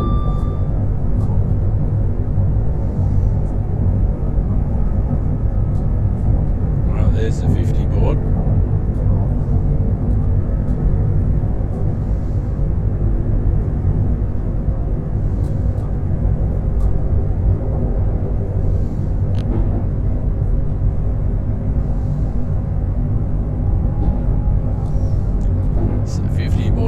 We've got to make sure that the whole 10 cars passes the 50 board.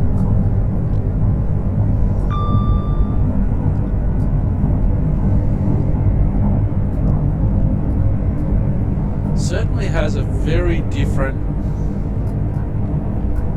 look and feel compared to running a HST along here.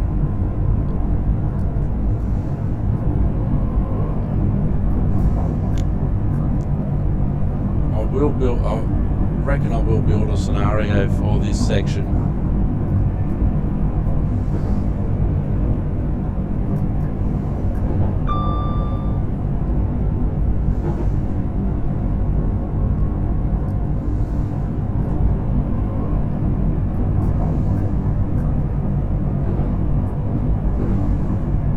Alright, there's a 100 board. need to get excited because we're stopping at Ealing Broadway in 3.5 miles. There we go.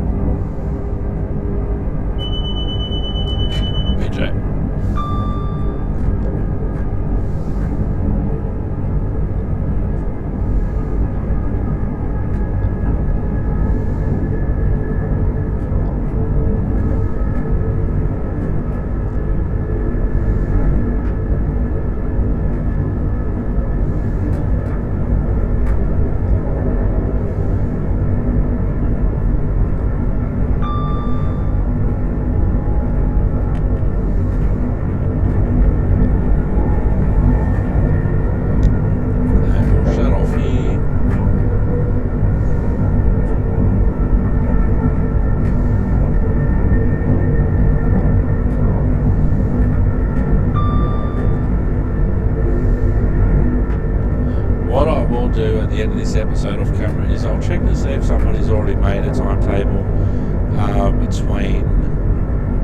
or made a scenario between London, Paddington and Reading.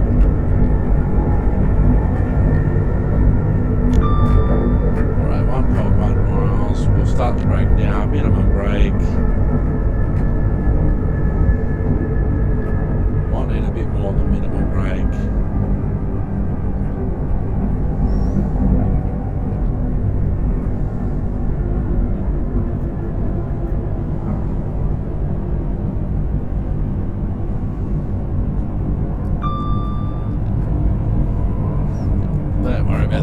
For the signal we won't be needing it for the moment. Platform up ahead, coming in at 45 miles an hour.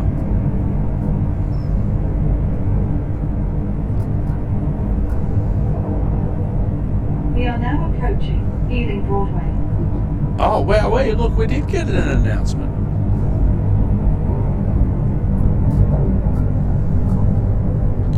Was not expecting that at all.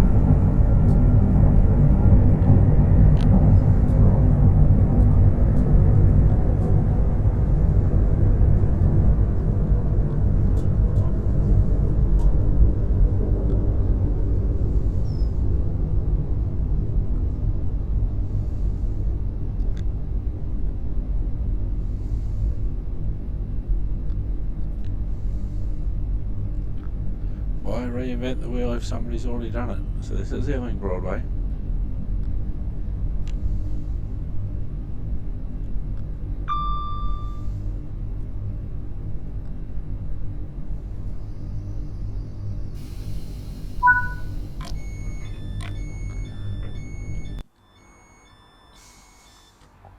Whoops.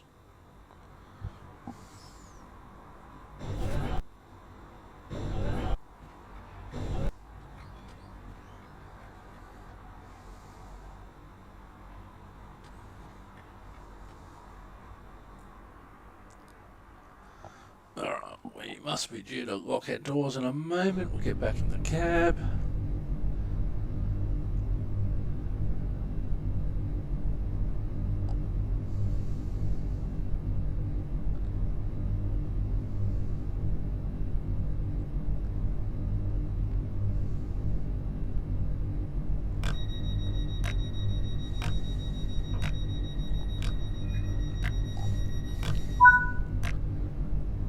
So our platform 2 next.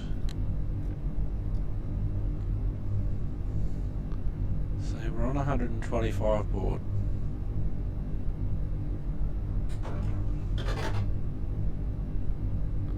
$13 miles to Slough.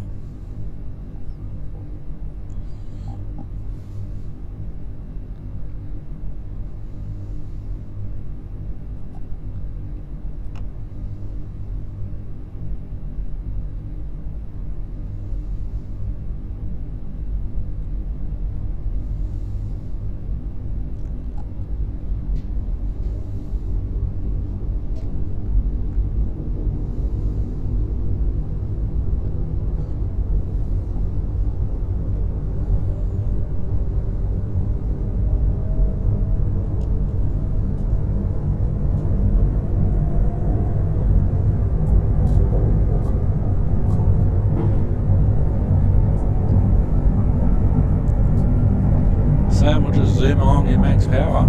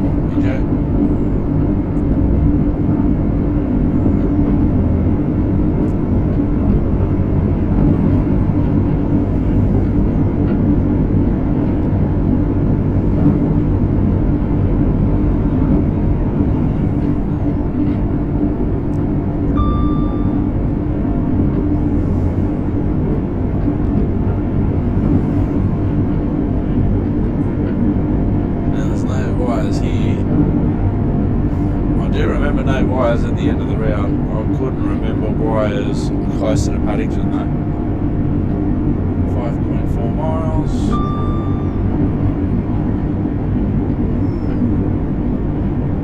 Some more overhead. Or at least the stanchions.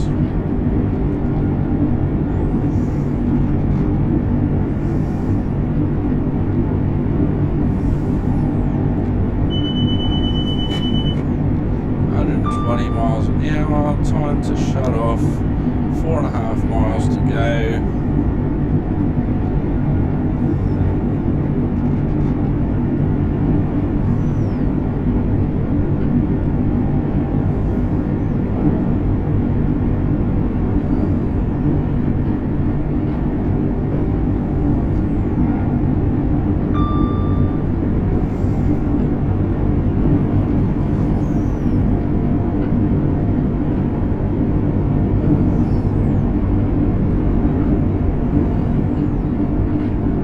Of course, if I was driving this train for real, I wouldn't necessarily know at this point, oh, it's 3.2 miles to Slough, but I would know where my braking markers are, and it could well be for Slough at this speed, stopping or starting to put the brakes on at this next station.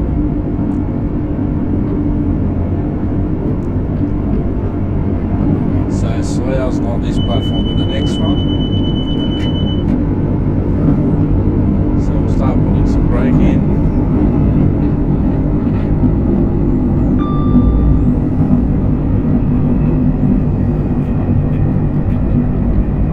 Yeah, I've gone a bit hard on the minimum brake this time.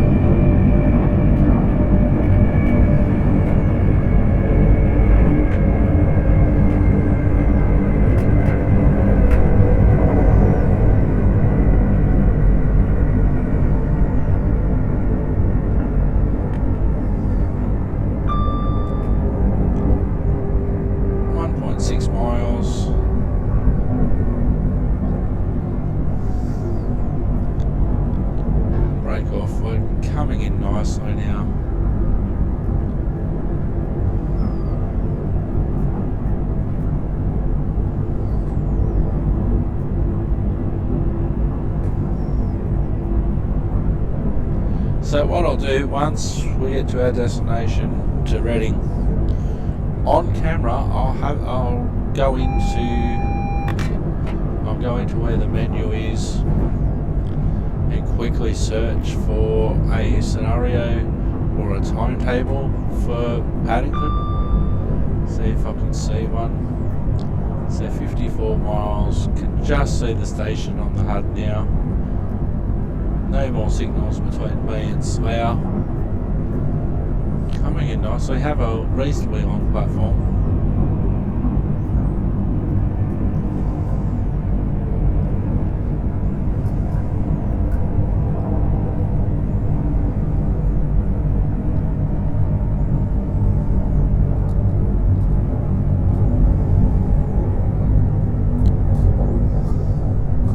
We are now approaching Slough.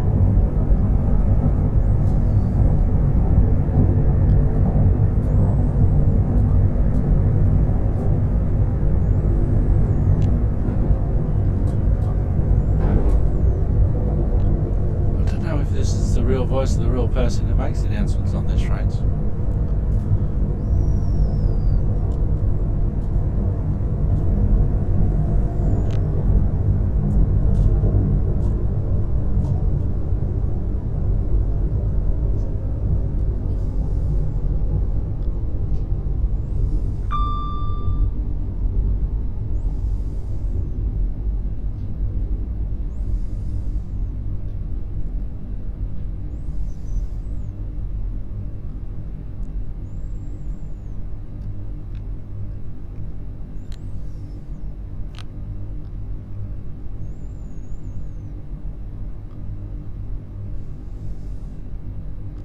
So you've got to remember I'm 10 cars compared to the previous scenario.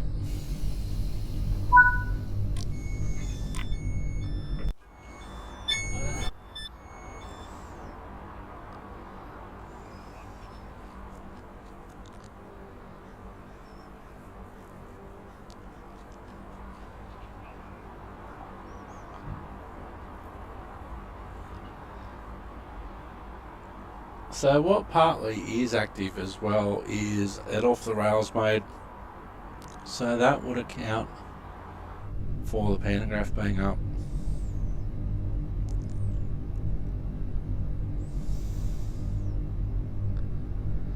So what we might try here, go pan down.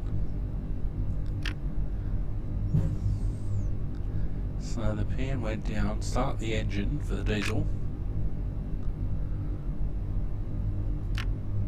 I'll press diesel mode.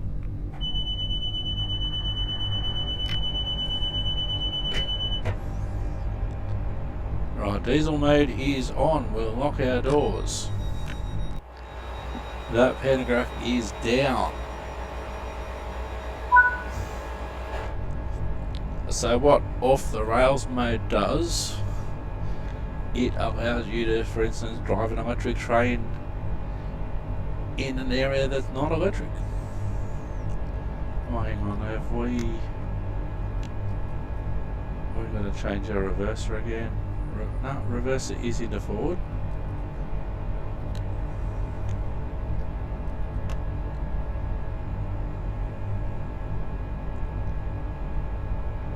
Our diesel is running and our reverser is into forward and we're max power, so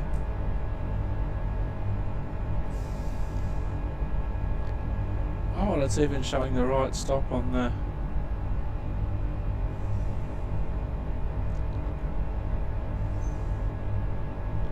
so for the sake of the exercise, oh, that shuts off the diesel I think automatically and up.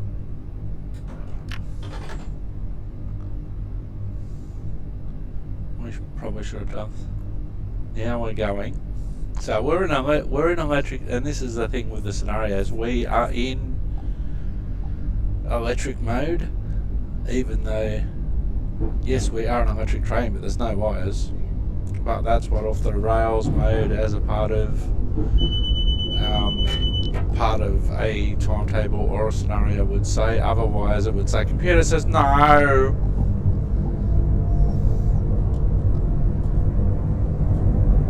So we have a look outside. Our pantograph's back up, although there's clearly no wires. Oh, there's a spark from the pantograph with the non-existent wires.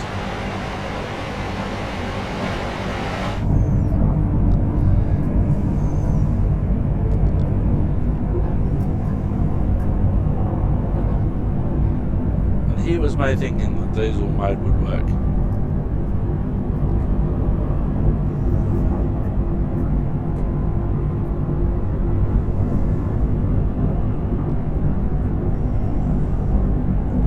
Actually, what I might try when we get to Maidenhead, we'll load the passengers, we'll put our reverser in a neutral, we'll lower the pantograph, we'll start the diesel up.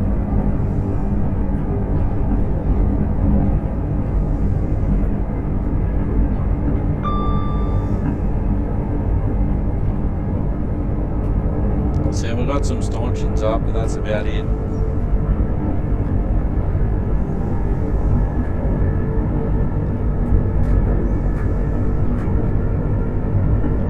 So 4.3 miles to Maidenhead.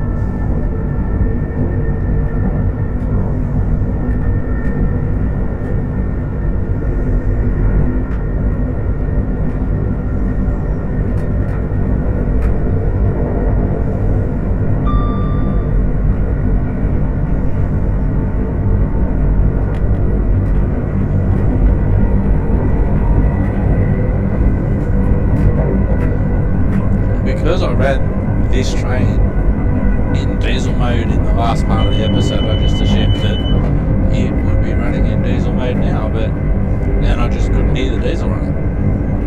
Couldn't hear the diesel running because it was in electric mode, even though there's no wires, because off the rails mode, because that's the way that off the rails mode is designed to work in these scenarios,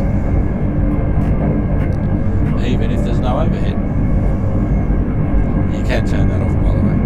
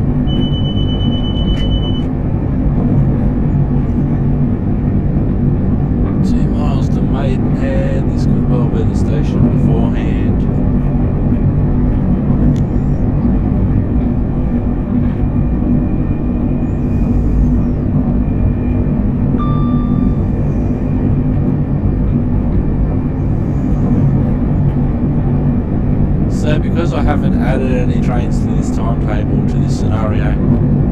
That's why I'm the only train. And we'll start to put on our brakes here.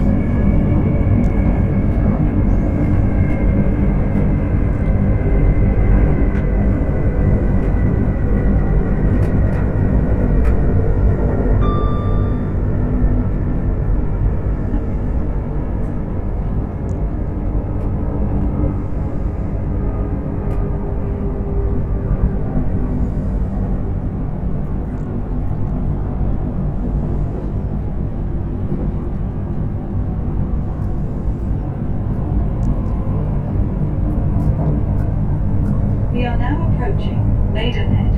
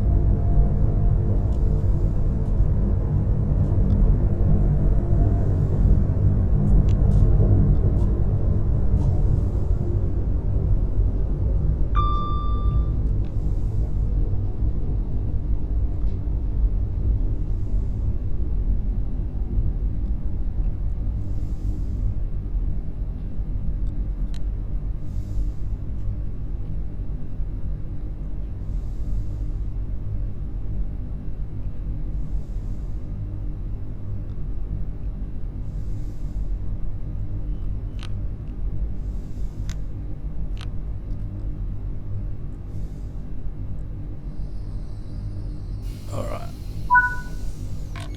Doors open. Reverser. Into neutral. Pan down. So I just had the pan drop. Diesel mode on. Had the diesel fire up. Engine start. Reverser into forward. TPWS and AWS operational.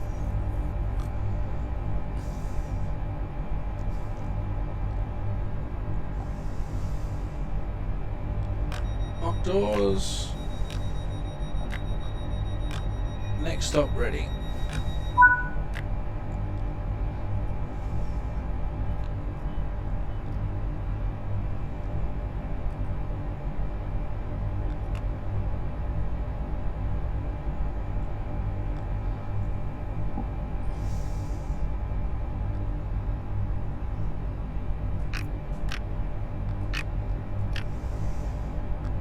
So by rights, reverser forward. Alright, reverser off. Key out. Key in. Reverser neutral. TPWS and AWS operational. So by rights, okay, we're max brake on.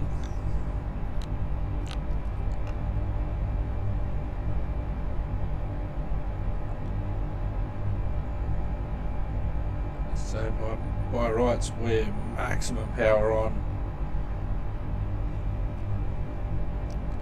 So what we'll do, we'll power down, brakes off. Reverser into neutral. Stop the engine. Electric mode pressed. Pan up.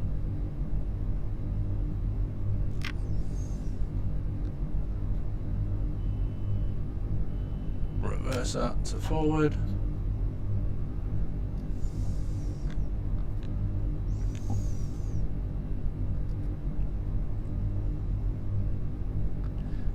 And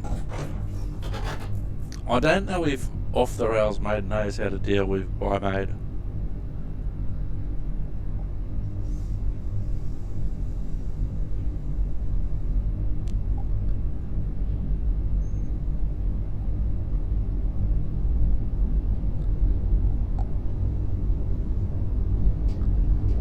12 miles to Reading. Let's just enjoy electric mode.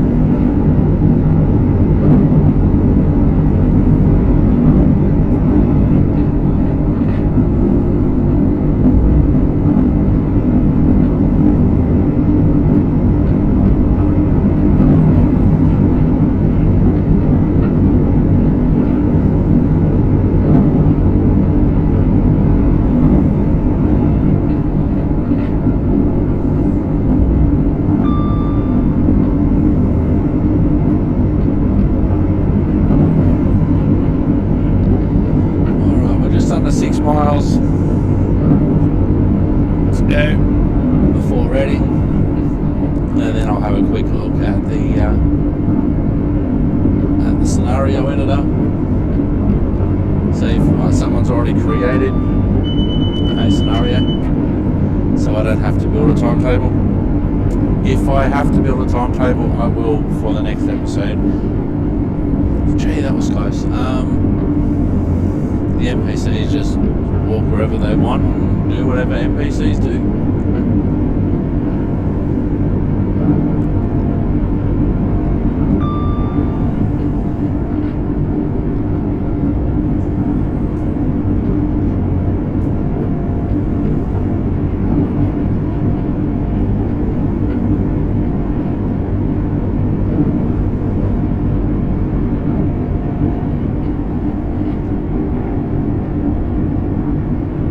So 3 signals, then a 95 board. So we'll shut off here. When we get to the second signal, or just before the second signal, I reckon that'd be a good place to put the brakes on. We are starting to go uphill a bit, so we are losing some speed anyway. So 2 signals, 95 board, signal, 60 board, add a signal, then a 50. And the platform should be on the HUD shortly. Platform now on the HUD.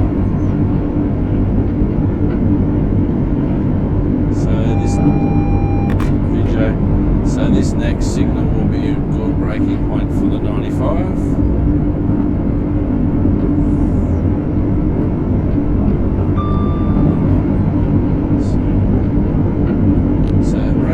For the 95.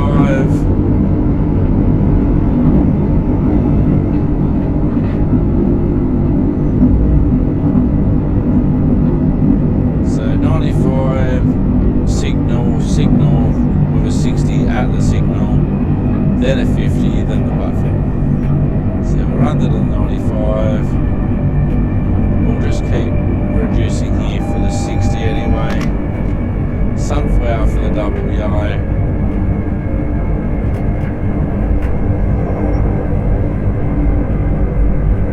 60 coming up, so a bit more brake. So at the next signal there should be a 60 board, and then soon after that a 50. So if I just aim for 50 for this next signal, I'll be sweet for the actual 50.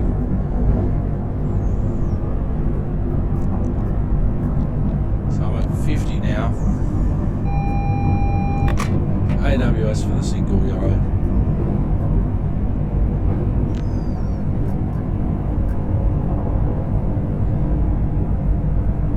Board we are coming now up. approaching. Ready.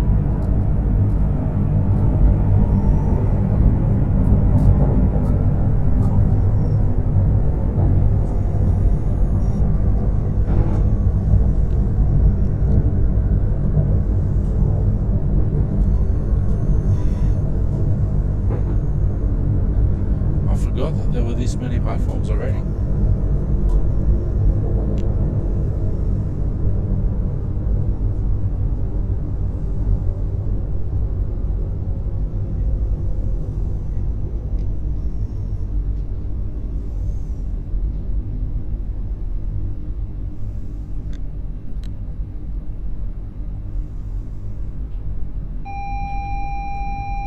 Warning for the red signal at the end of the platform.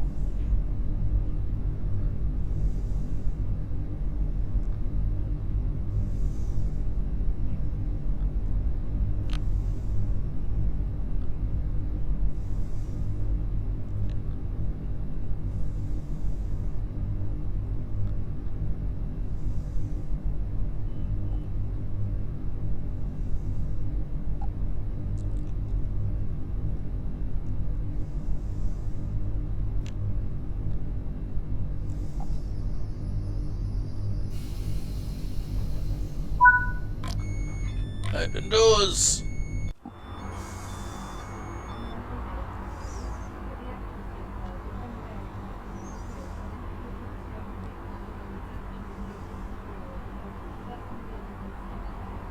For the sake of the screenshot, I should just drop the ban.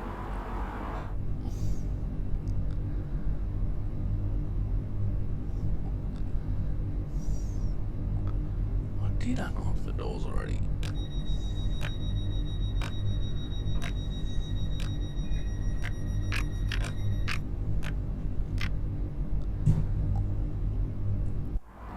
There we go, that looks more authentic with the pan down.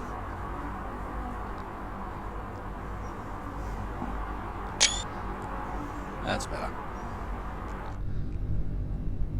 Did unlock the doors already?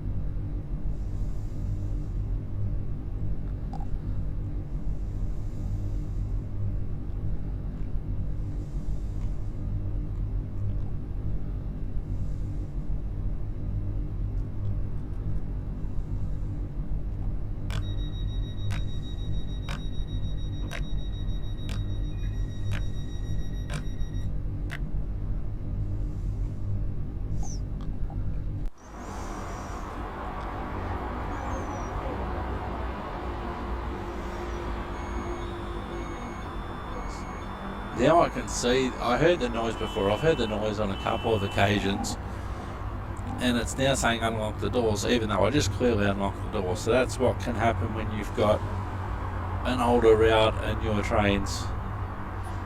But there we go, and we're probably just going to be stuck in this loop of unlock the doors I already have. Alright, so let's get out of that. Let's go to the main menu.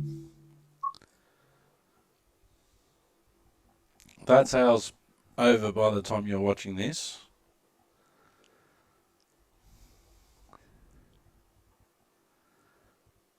So there's a whole heap that you can look at that we've seen on this episode in the Creators Club, including scenarios and timetables. So what I'm going to do now, once this loads, is that I'm going to go to the Creators Club and I'm going to just look up Paddington, and we'll see if there's a timetable that I can download already and a scenario that's run already, so I can run more trains on there.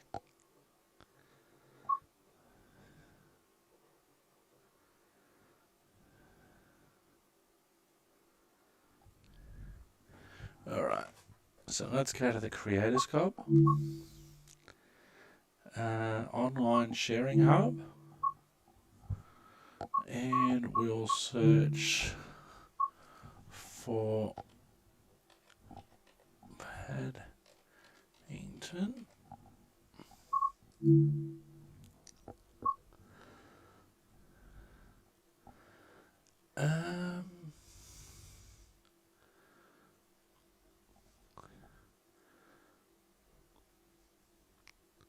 So West Cornwall 2003.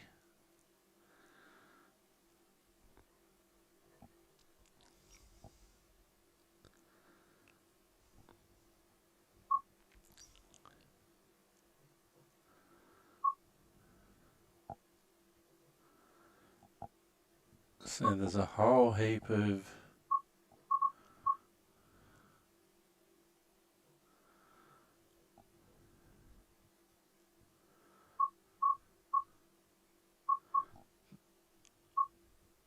the newer high speed.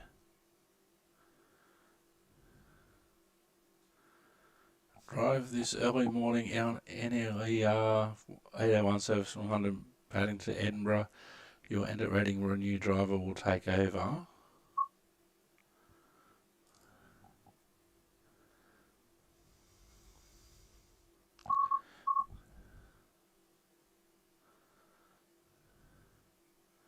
Okay, this is a good example of what I'm talking about, and I'll try this on a next episode. In this scenario, you'll be operating a GWR class 800 from London to Paddington via Slough. Another driver will take over at Reading to continue the journey to Penzance. It is rush hour, which means there are more trains operating. So we'll download that one.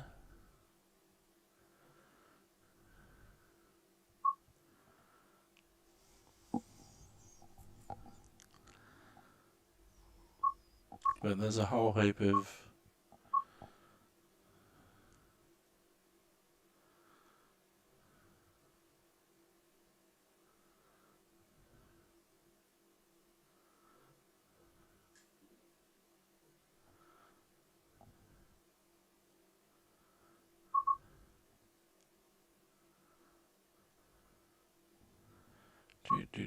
Yeah, there's a whole heap.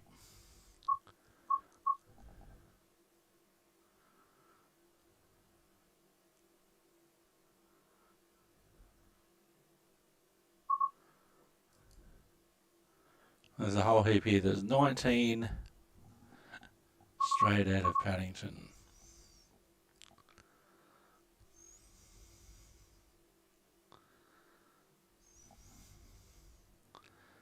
So there's a whole heap here. Some of them I don't have the DLC for.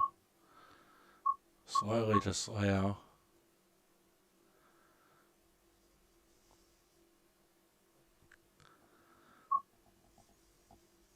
Services from London. I don't have the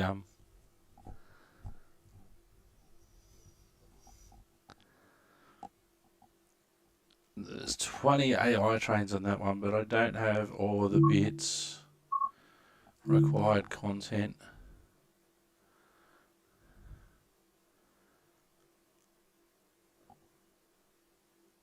I think Midland Mainline is the only bit I don't have between Leicester and Derby. The rest of them I do have. But that's an example of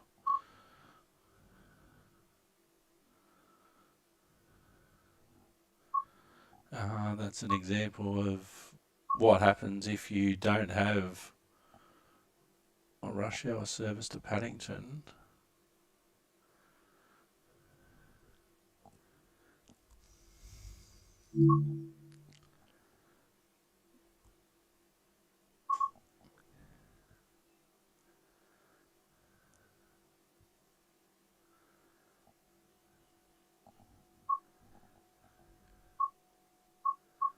Yeah, we might download that one as well. Bit of London Underground. Alright. That will do us for this episode. I have been Simulated Oak. You have been wonderful. Thanks for watching. Ta-ta and farewell. Bye-bye for now.